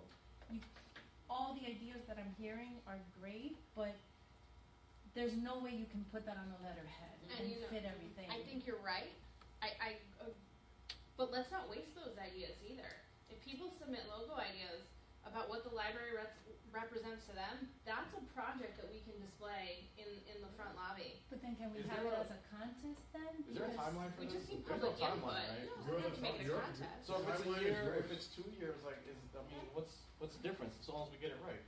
I was under the impression that we needed a logo soon. No, the thing is, But there's no timeline. Yeah, but then it could go on forever. There's so many ideas out there. This can take 3 years with everybody's ideas. Well, there's no reason to rush We this. should set a timeline on ourselves, because it's Yeah. just smart That's to do what I that kind of mean. stuff, It but. couldn't just be open-ended and then we'll never pick And something. then, at the end of the day, it's just a logo, like, let's not get too carried away Yeah. here. And I think that's my point. It's like, you know, I don't know. That's me. That's No, just you're my right. New year opinion. coming up, and you can launch it by the new year. Well, the thing is that we can live with this until we have this contest or whatever. We don't need to rush There's into no this. urgency here. He can still do the newsletter, he can still do the thing, just don't order any more of those pencils with blue background. You know, things like that. There's no urgency. Or do we want to then scrap this? Because it seems like they also put in a lot of work into this. I And don't I know. think I this like- could be one of the choices that the public can have in whatever timetable. That, it okay, suits. that's what I mean, because it's obviously a lot of thought went into it, and I don't also want to So what, put it so aside. we're gonna, sounds like there's an idea out there to have a campaign to solicit new ideas. Or can we show the public what they Just what have Mark said, already? And name see? 2, 3, and if you like something different, make it up. Yeah, I like that. 1, 2, Yeah. 3. Yeah. Here's my other suggestion. So they can vote on something that exists, or Yeah, if but there's then no, some. but you That second, you have to. personally, that second logo that you had with seagulls, Yeah. did you design that, or can you take the seagulls out? Yeah, I'm actually- partial to I the know. seagulls. Actually, that's what I was thinking. That's I what really think like about the it. second I one. think You can tell that's says a- If you done take out on the Magic seagulls, Connect. That's a pretty solid logo, I It is. thought. It really is. And maybe instead of, like you said, community, Caitlin, maybe Yeah. and take one of the It's words already- out and Seagulls put community, is part of the book. because Yeah. that's a really nice Oh. logo. Well, see what that. happened with the idea with, okay, background on this one was, remember the library card? Yes. Imagine Discover Connect. Right. But here it becomes Discover Imagine Connect because the way the type is worked out. Right, And right. Imagine Discover Connect was just too, Right. and we played, the other thing we played with, where ideas take flight, and that's where the seagulls came Ah. from. But then we, There's no, no we just idea. said, let's see what the reaction is to this. And the staff was like, oh, no. Really? I like that one. Well, you know, this is, okay. And therein kind of lies the problem, is everyone's viewpoint is so different.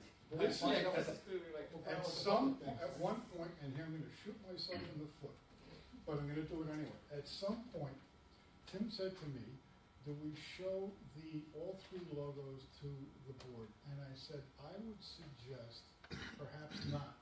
Let's show them, you never come to your boss, and you're our boss, okay? You never come to your boss with a problem and then say, I need a decision on 1, 2, or 3, okay? You don't do that to a boss. You say, this is our best recommendation. And that was, not that one, but the other one was my best recommendation to my boss, he brought it to you and we implemented. So, why do I bring all that up? It's just that what you're experiencing right now about comments on these logos, it's our nature. We all come to these things with different ideas or personal experiences. I was just waiting for somebody to say, couldn't you do it in black? Okay, because that's what happens. You put a logo in front of somebody, I love it. You know, you put 3 logos in front of somebody and I guarantee this would have happened. We put 3 logos in front of you guys, and somebody's going to say, I like the Imagine Discover Connect, somebody else is going to say, I like the Spritzer thing, and somebody else is going to say something else. And then we've got a camera. This was just our professional representation to our supervisors about what we felt was the best solution. Yes, sir. I don't say a lot often, but But you're going to... when I do, I say. Lay it on me, sir. We didn't agree necessarily on the all jazzed up fest, right? When that happened, I voted against it and stuff, but I think the questions were, people were concerned because we didn't have input in it. It wasn't brought to us before. That being said, I think that your resume, as you explain things you've done in the past, more than convinced me that you clearly know what you're doing, and I'm sure that everybody else is working. These Yeah, are they're great. nice, yeah. And I think we've invested some money into putting this out. In my opinion, I say we just go with it. You know, I trust Mark. I think he did a great job. I wish that he had brought us into it in that process, but I think he did great. You know, so. So do we wanna vote on one of the I three? just, what was the, I mean, maybe you can answer, or the board can answer, the objective of having a logo? Is it just to represent the library? Is it to bring in new patrons, to be recognizable in the community? Because the objective, what the objective was, or what is the objective of the logo, you know, kind of determines how I'm feeling about what the next step is. 2 inches. I'm sorry, go ahead. Who came up with the idea to have a new logo?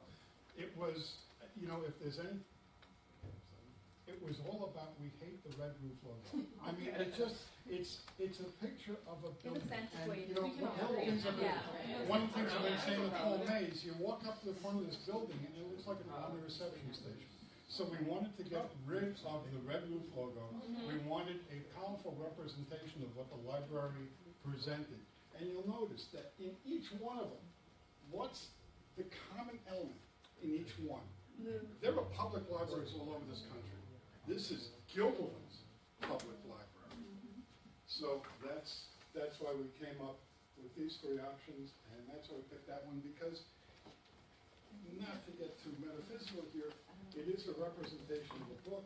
There's a lot of energy, static, a lot of energy representing knowledge, you know, some cool colors in there. And the reason we went with blue is think about your high-tech companies. IBM, well, Google's got 7 different companies. A lot of blue, and blue is a very high-tech color. That's why our palette is blue. All right, I have bored you. What are we No, doing? you gave us a clearer picture of how this happened, and I think Okay. now it's fresher. Let's, it sounds like there are a number of options, but the first one, I just wanna have a vote on is if we keep this, or if we go to one of the other options, and we can kind of do that first, so, let's just take that vote, because if we keep it, like, there's no reason to do the other stuff. You want me out of the room? No. Be part of this process. Okay, so, all those in, I'll make, Peter's already made a motion. Not really, he just said he changed. the motion is to keep the logo, or, and if you don't vote for keeping the logo, you're voting, we'll do some other thing, for example, a contest or public, some other thing. Can it, I was just gonna, can it be, sorry, can it be one of the 3 logos in front of us, or are we so seriously opposed to it that we wanna go another route? Well, we can talk about that if, Okay. I'm not seriously opposed, although I'm dense, I didn't get it at all. But I don't see any problems in inviting, like Michelle said, there are all kinds of people out in our community who are talented, who may wanna participate. And there's no, Let them submit some designs, the high school kids are phenomenal, I mean, you've seen the murals and stuff that they done at the high school in here. They may come up with something that the public might like better. But then, sorry, isn't it when it comes to design, you also have to be careful with not having so many colors, because it's also like on the printer and stuff, I don't know if that still goes, but. You could say, here's what we're looking for on the logo, you have to keep it to 3 colors or whatever Mark would say, that you have to keep it to. You have to represent what the library means to the community of Gilderland, incorporate, those ideas if you can. You would set the criteria. So is the idea more to get the public involved, because that would be more of an incentive for the public to be interested in the library, or? Yeah, you can have a big in the next newsletter, or whatever is coming out, a big spread. We want to rebrand the library. We have a number of logos that we are considering, but we would love to have community input. Anybody who's interested in submitting a design, that would then go out on our website for the public to vote on, as we did with the children's library cards, by January 1st. Let me just say, I think that Mark, and I know Tim has been involved, and obviously you've been here for this, and I think it's clear that everybody's a little disappointed that it wasn't brought to the board before. On the other hand, this is probably why they did it on their own. Because they realize oftentimes with our board, we kick the can down the road for like forever. I think we've been talking about a cafe for like 3 years, right? So when you want to move ahead here, you gotta just move ahead. I mean, I'm just saying, I don't he think saw me when he started talking about the stuff he's done in the past. He knows what he's doing, and clearly But I everybody don't else think, was working. I don't think there's any problem with us asking the public if they think this logo, what it looks like, and if they think it's a nice logo. You can do that for voting, free. every decision not on to the adopt this thing today does not necessarily mean this will not be the eventual logo. So everyone knows. Well, they keep voting the three. That's what we do it for. I think we should at least test the logo, not see what's the public. Alright, so let me take the first vote. Who is here? Who's making the motion? I'll make the motion. I'll get this going. So you're voting for adopting this logo. This is gonna be a logo. They're gonna buy the pens tomorrow. There's no community input. That's it. So if you're for voting for that, You have to get a second first. and I have to get a second first. I don't think you can, somebody else has to make a motion, you can't make a motion. Okay. Is that Peter? I'm not making a motion. We're just gonna second it. I'll second it. I'm not making a motion. Alright. Carol, I think I heard Carol make the motion, and Peter Yeah, seconded I'll it. second Okay. it. So in favor of adopting this logo tonight, all those in favor? Aye. Aye. 1, 2. That's it? Okay. Okay. So now we're gonna talk about what we're gonna do. Are you gonna take the nays? Nays. Nay. Okay. Okay. All right. Okay. Now we're gonna talk about what we want to do next. So we certainly want to have some kind of community involvement. Sounds No, I don't. That's I- our oh, okay, maybe, because we may want to just talk about the I'm options not- we have on the screen, yeah. and maybe getting rid of, the seagulls in that second one. I mean, okay. Let me ask you this. The little seagulls. So the these big seagulls These three are options, the vote. are we going to present this to the public, or are we going to try to come to a consensus tonight? Is that what you're thinking? I know I'm in the minority. I No, please. personally You can like. go from the minority to the majority very quickly. with our hearts and minds. This is America. I personally like, that's me. I like the second. I think out of these 3, we can pick. Well, obviously number 3, bye-bye. It's really between the 2. If we can agree between the 2, and maybe next time, I like your idea of community involvement. Maybe what we can do is that for the adult cards, we can have a contest for that. We don't have to make a decision now. And just, and you I- know, and if I- that's what it I haven't made this point yet about at a contest, but so I did a contest when I was in college once, and we redesigning a logo, and I was on the student body. And we put it out. We're gonna redesign the logo, but you're right. We want to have everyone involved. So we sent out emails. We did this whole campaign. We got one submission. So that was my only concern with the contest is we're gonna put all this effort and time, and we're not gonna get any submissions. It's gonna be terrible. I'm not saying. If you get one submission, you can say that you did it though. If they're gonna compete with these, the last If two. these two are good, I think we should just. Public input and contest are two very different things. Yeah.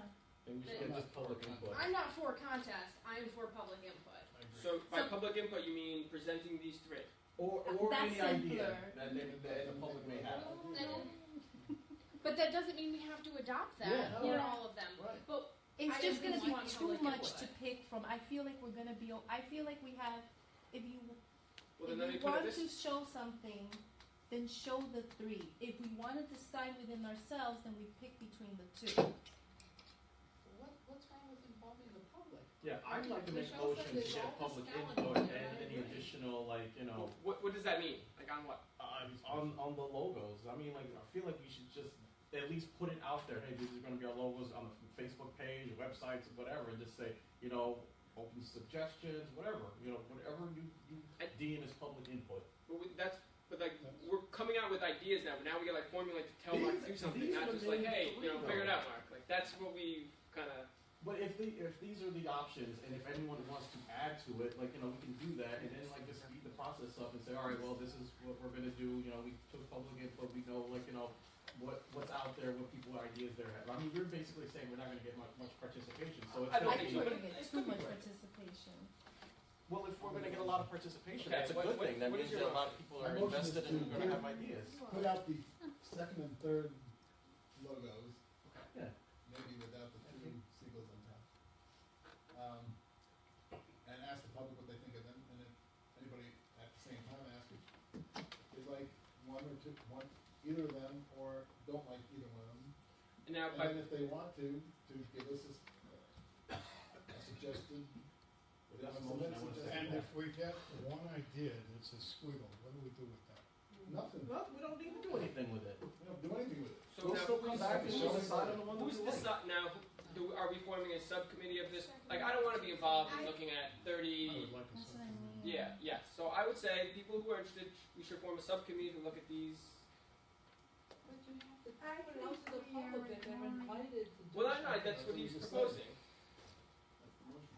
And then it has to be voted on by the entire We board. are ignoring the work the staff Right, and correct. Mark has Yes. done. How was that? Yeah, because those are the ones Because that we're saying that the work that they put in and the effort that they did and their experience, their knowledge, and their resume is completely irrelevant. We're gonna Not ask at people all. on the outside. Yeah, they're Hold on, hold on. We're gonna ask Well, people on that's the pretty outside. much what you're saying. Right, yes. we're gonna ask people on the outside who might not have any experience at all, what their opinion is of how we should change this up. I mean, Yeah. if we're doing something this, then every time that Tim goes to make a decision, before he makes a decision, we put him in the position that he's in as director. But before he makes a decision, we're gonna go to the public and ask them what they think. Hardly, I don't think it's I mean- I don't think it's apples and oranges. This is for the public. These things they're not for us. They're not for, We have trust that our staff that we have here Yeah. know what they're doing. they're not the Yeah. public. But there are, They're not the public. but this is, But I think I don't undermining. they work here for us. Undermining the because of public. this. maybe. I don't think the I don't see how we're undermining, we're putting their designs before the public and asking if they like them. I just don't think we should question, listen, we should have been involved. Everybody realized, agrees with that. We should have been involved in that process. So we also have to trust the Let me people just who ask you work this. here. So you're saying you don't think it matters whether the public thinks they're horrible or not?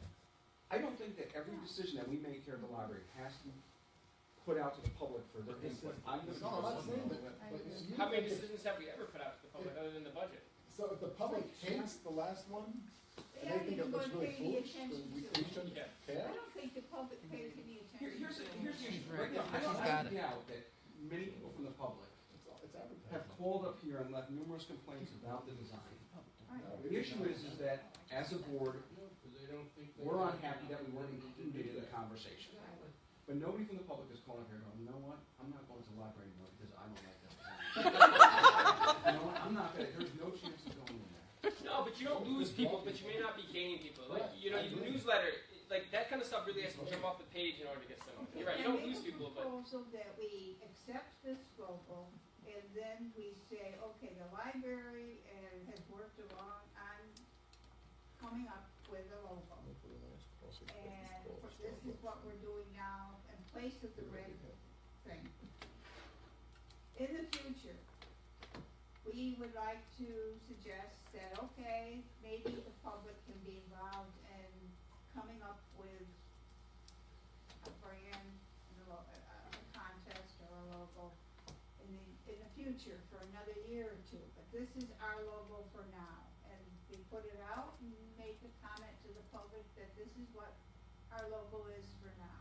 So, We already have so a- it, we do, and that's kind of already like it's already our We already logo made that until we motion. did it. Okay, We already but voted we against it. already voted it down, but I Yes. do think we are ignoring the work that Mark and the staff have done. They put in a lot of work in, and I'm sure that they have some feelings about this, and I guess that's, I think there's totally two agree with reasons you for on that.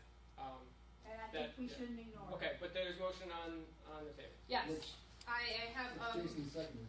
yes, I have, yeah, I heard Jason second that motion. The motion from Chris to put, logos 2 and 3, none, and other out for public input. Yes, is that the motion? Not the none. Not the none? They like- I don't like the other. Do you want 2, 3, and you said other? I feel like you should just throw all of them out there and just see what they say. Three? 1, 2. I mean, If the we, public- I don't think anyone likes If one, the but public like, comes but I back like with this. this 34%, the top one, are we approving it? That's the question. We're not necessarily doing what the public wants. I don't think there's gonna be a lot of. And I would- Oh, okay, this, I'm sorry, this is exactly, this, no, hold it. This is exactly, Verizon, you guys know the Verizon logo? Have you noticed how it's changed lately? Okay, what, used to be Big Swoop, okay? Nobody complained about that, it wasn't the public. What happened is that there was, I forget what his name was, he was like a number 2 VP, says, guys, what does that swoop mean? Let's just make it a check mark, okay? So they didn't go to a lot of, only because I read Ad Age about it, they didn't go to a lot of focus groups about it. They just said, you know what, this is the logo. The public's gonna get used to it. This is our brand. Let's drive forward. So the same, Mark, I totally disagree. I feel Okay. like we're all here to represent the community. We're all understand. elected. I don't feel we're doing our due diligence by just having one person or group of people just make a decision for the entire library. I feel like it's something that this dialogue we're having right now Yeah. is what needs to happen. And I strongly feel that, like, you know, the public needs to have some input. You know, the community should have some input on what the logo is gonna be. perfect, understood. So, what's the motion now? Put it Yeah, to somebody second, tell me third, what second the and third. motion is. Just whether they like this second, the second one, or the third one, or they rather. I'm going to create a, Yeah, I others think too. so. and Yeah, this I one. just think too. Yeah, invite them to create their own. I'm gonna They don't create, have to put second or third. Okay, listen to what Mark has to say, because he's the one actually executing what the. I'm gonna motion is. create a survey that will go to our 10,000 people, our supporters, our e-news suppliers, our e-news subscribers, so I'm tired. It's gonna have 3 options. I don't know what the language of the question is gonna be, but it's gonna be a call to action to select. The library is considering a new logo. Like you, we hate the red roof logo, okay? Please select either from 2 or 3, or give us your idea in a sketch. Who's gonna look at all those Because ideas? if 9,000 people just responding to that, and you're not gonna, how are they gonna vote on the third option that somebody submitted that may be terrific? They're not gonna feel That's certain. what we're Okay, doing. so now what would be your, and we have a motion on the table, seconded, what would be your counter proposal to that? So how are you proposing to get around that?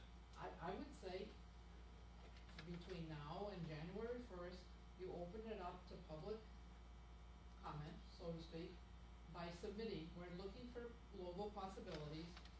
On January 1st or January 30th or whatever, you then put out these 2 plus whatever has been submitted that, you know, some group might think would be a viable option, then have them vote on it. Just to put that out there and say, well, maybe submit something other, you're not involving anybody.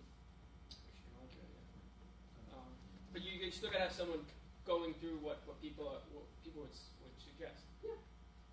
Almost. Can I also make a comment too? Because I keep hearing that people are like, this is a slight against you, Mark, or the people that are working on this. Thick skin. More than likely, one of these three are going to be, it's going to be our logo. Unless like the public is just like, oh my God, which is very unlikely, So I just want to make it very clear that, and even if that is the case, you're going to be the one working on it. So like we have faith in in you and the work that you're doing. And I just want to say that because like everyone keeps saying like, if we do it this way, it's like we're throwing out everything that you've done. And I don't think that's the case. And I second that. But all right, so there's a motion on the table. What is the motion? What Mark just said was to present. Here's a motion. Mark will prepare a survey to the 10,000 or so subscribers to e-news, presenting the public with option number 2, option number 3, or the option to submit their ideas for their own design. But Barbara also has to, there is another motion after that, and if this first motion passed, the second motion would be superseded, would be to do Barbara's, where you collect a bunch of designs, someone, it's going to be a couple people in this room and Mark, will pick through those and then put out a very similar, I'll give you a sec, pick out the very similar, but you would then give them, that committee would present, and you'd have maybe 4 or 5 choices. So that would be the fallback if this fails. Then My Noreen. thought is you could always, when they come in, and you like one of the ones presented, we could send it back out. What's the point of that? I don't know if it's coming across. I'm with you. I agree with you. That's why I kind of like hers, because I think we're just. So I just want to make sure we're correct on this, and we're gonna take possibly designs from the public, potentially from people who have no experience dealing with branding. We're gonna look at their ideas, of almost none of us at this table, I'm sure, who have dealt with any branding. And then we're gonna help to pick the choice. That's what we're gonna do then, right? No experience, we're not gonna look at the people who know what they're doing. We're gonna just go with what the public said. Mark knows what he's doing, Caitlin seems to know what she's doing, Can I say? Yes, please, your turn. How does Mark feel about this? Because I feel like we're back to That's a valid question. tension. I don't know how. I don't know if that's a fair it's thing to decided, ask. But how do you feel about this? Or if you don't feel like saying. I mean, there's a lot floating around. I don't mean to put you on the spot. I No, really no, don't. But I don't want to Too be. late. I don't want this to be back. I feel like we broke through, the air cleared, and the air's getting muddied again really fast. And I'm in total agreement with Peter. I feel like, I don't know if this is what you're trying to say, but I agree. It's like saying you're a doctor and everybody has an opinion, but when you throw the common people into, I have doctor friends and they hear sometimes what the public says and they want to pull their hair out. And that's how I feel about this logo. They're going to have people not knowing. Somebody showed me a design the other day. I'll put this, somebody said, hey, I want your opinion on it. And I saw the design and I looked at it and I said, it looks like a gun. And they were like, what? And I said, yes, it looks like and they said, you're the first person to tell me that. Do you want people like that? I just feel like his time is valuable. You may get one thing, but you may get 200 designs. Are we going to look through all that? That's a valid point. So people in this. How many designs did we get for the children's thing, Mark? Well, The 13? I honestly think we'll get no designs. That's why I'm not really worried about this. Never. I'm not kidding. I just don't remember. I remember we got we got a bunch, and then some of us not doing that, and others we played with. Good. But for the record, the one we did suggest was a girl who had genuine artistic talent, and it wasn't just scribbles that we had to execute. Think about what you're asking us to do if we open this up to a public forum for people to give us their ideas for logo. We will get a couple of dozen scribbles. We'll get a couple of good ones, but something, something drawn that you understand it.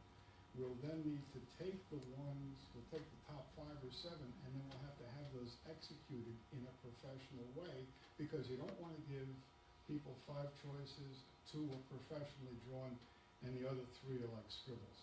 So those other 3 or those other 7 that you're asking us to get public input on are gonna have to be designed, executed, okay?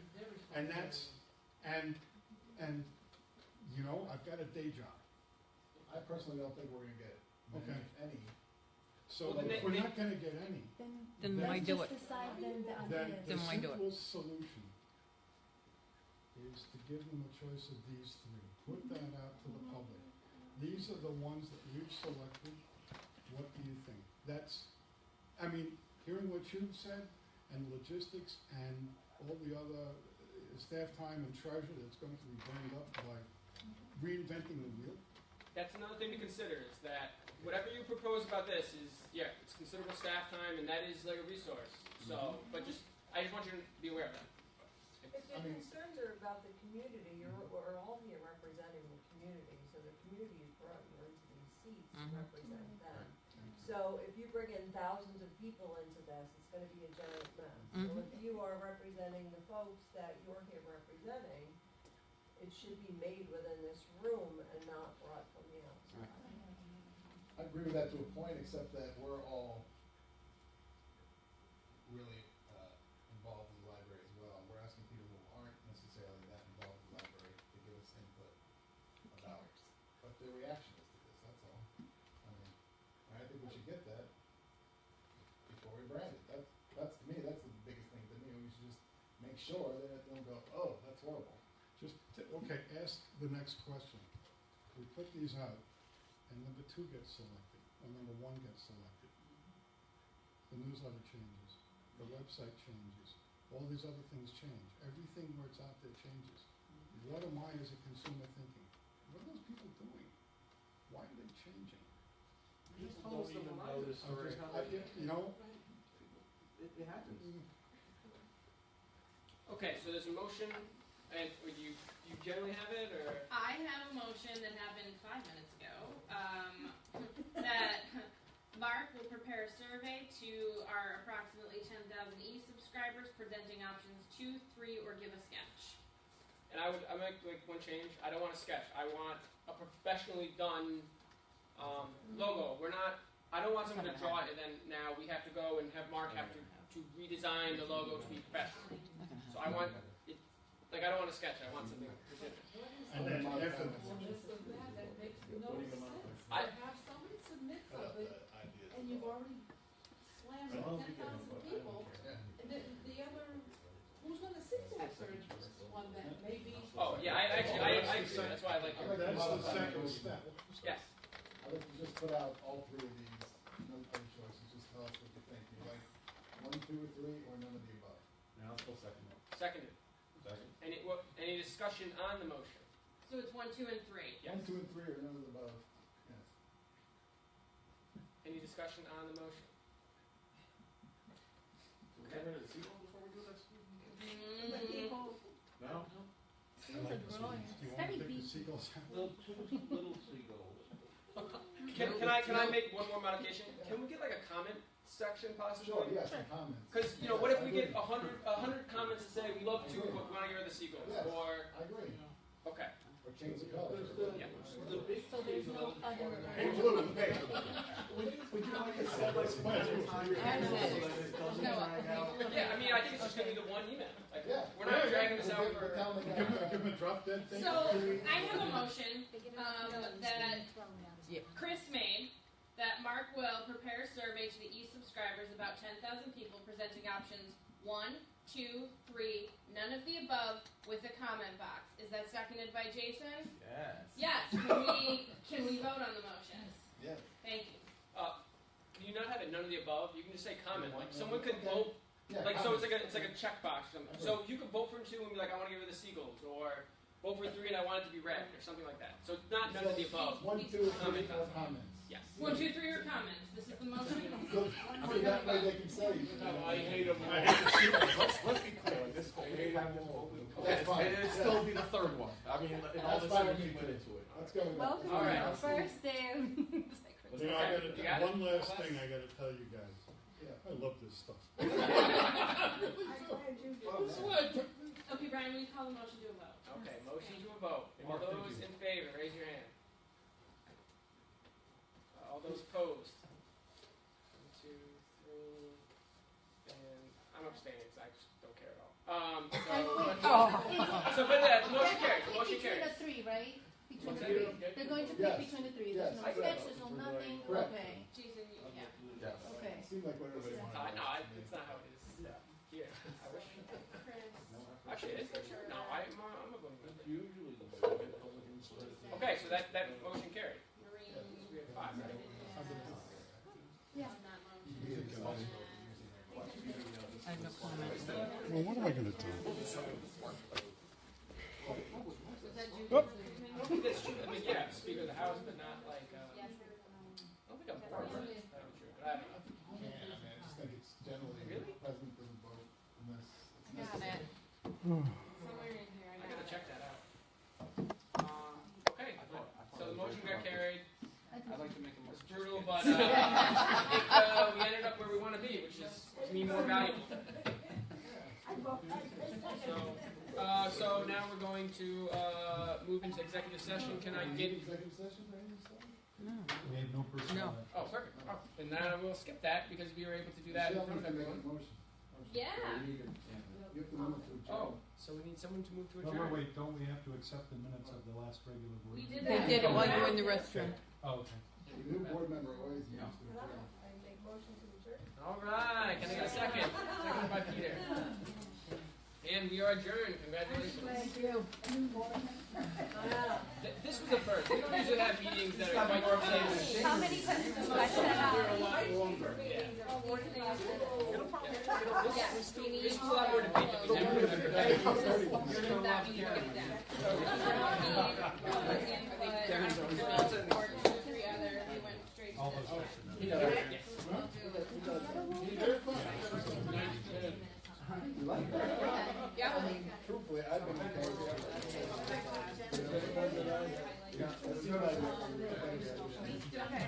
That's your new binder, and by the way, you and I have to schedule like our orientation. I try. Yes. That's what I see my job is. Yes, are you working this weekend? Mark, are we on? Yeah, hang on, we're off. I mean, if they, no, I definitely. Okay.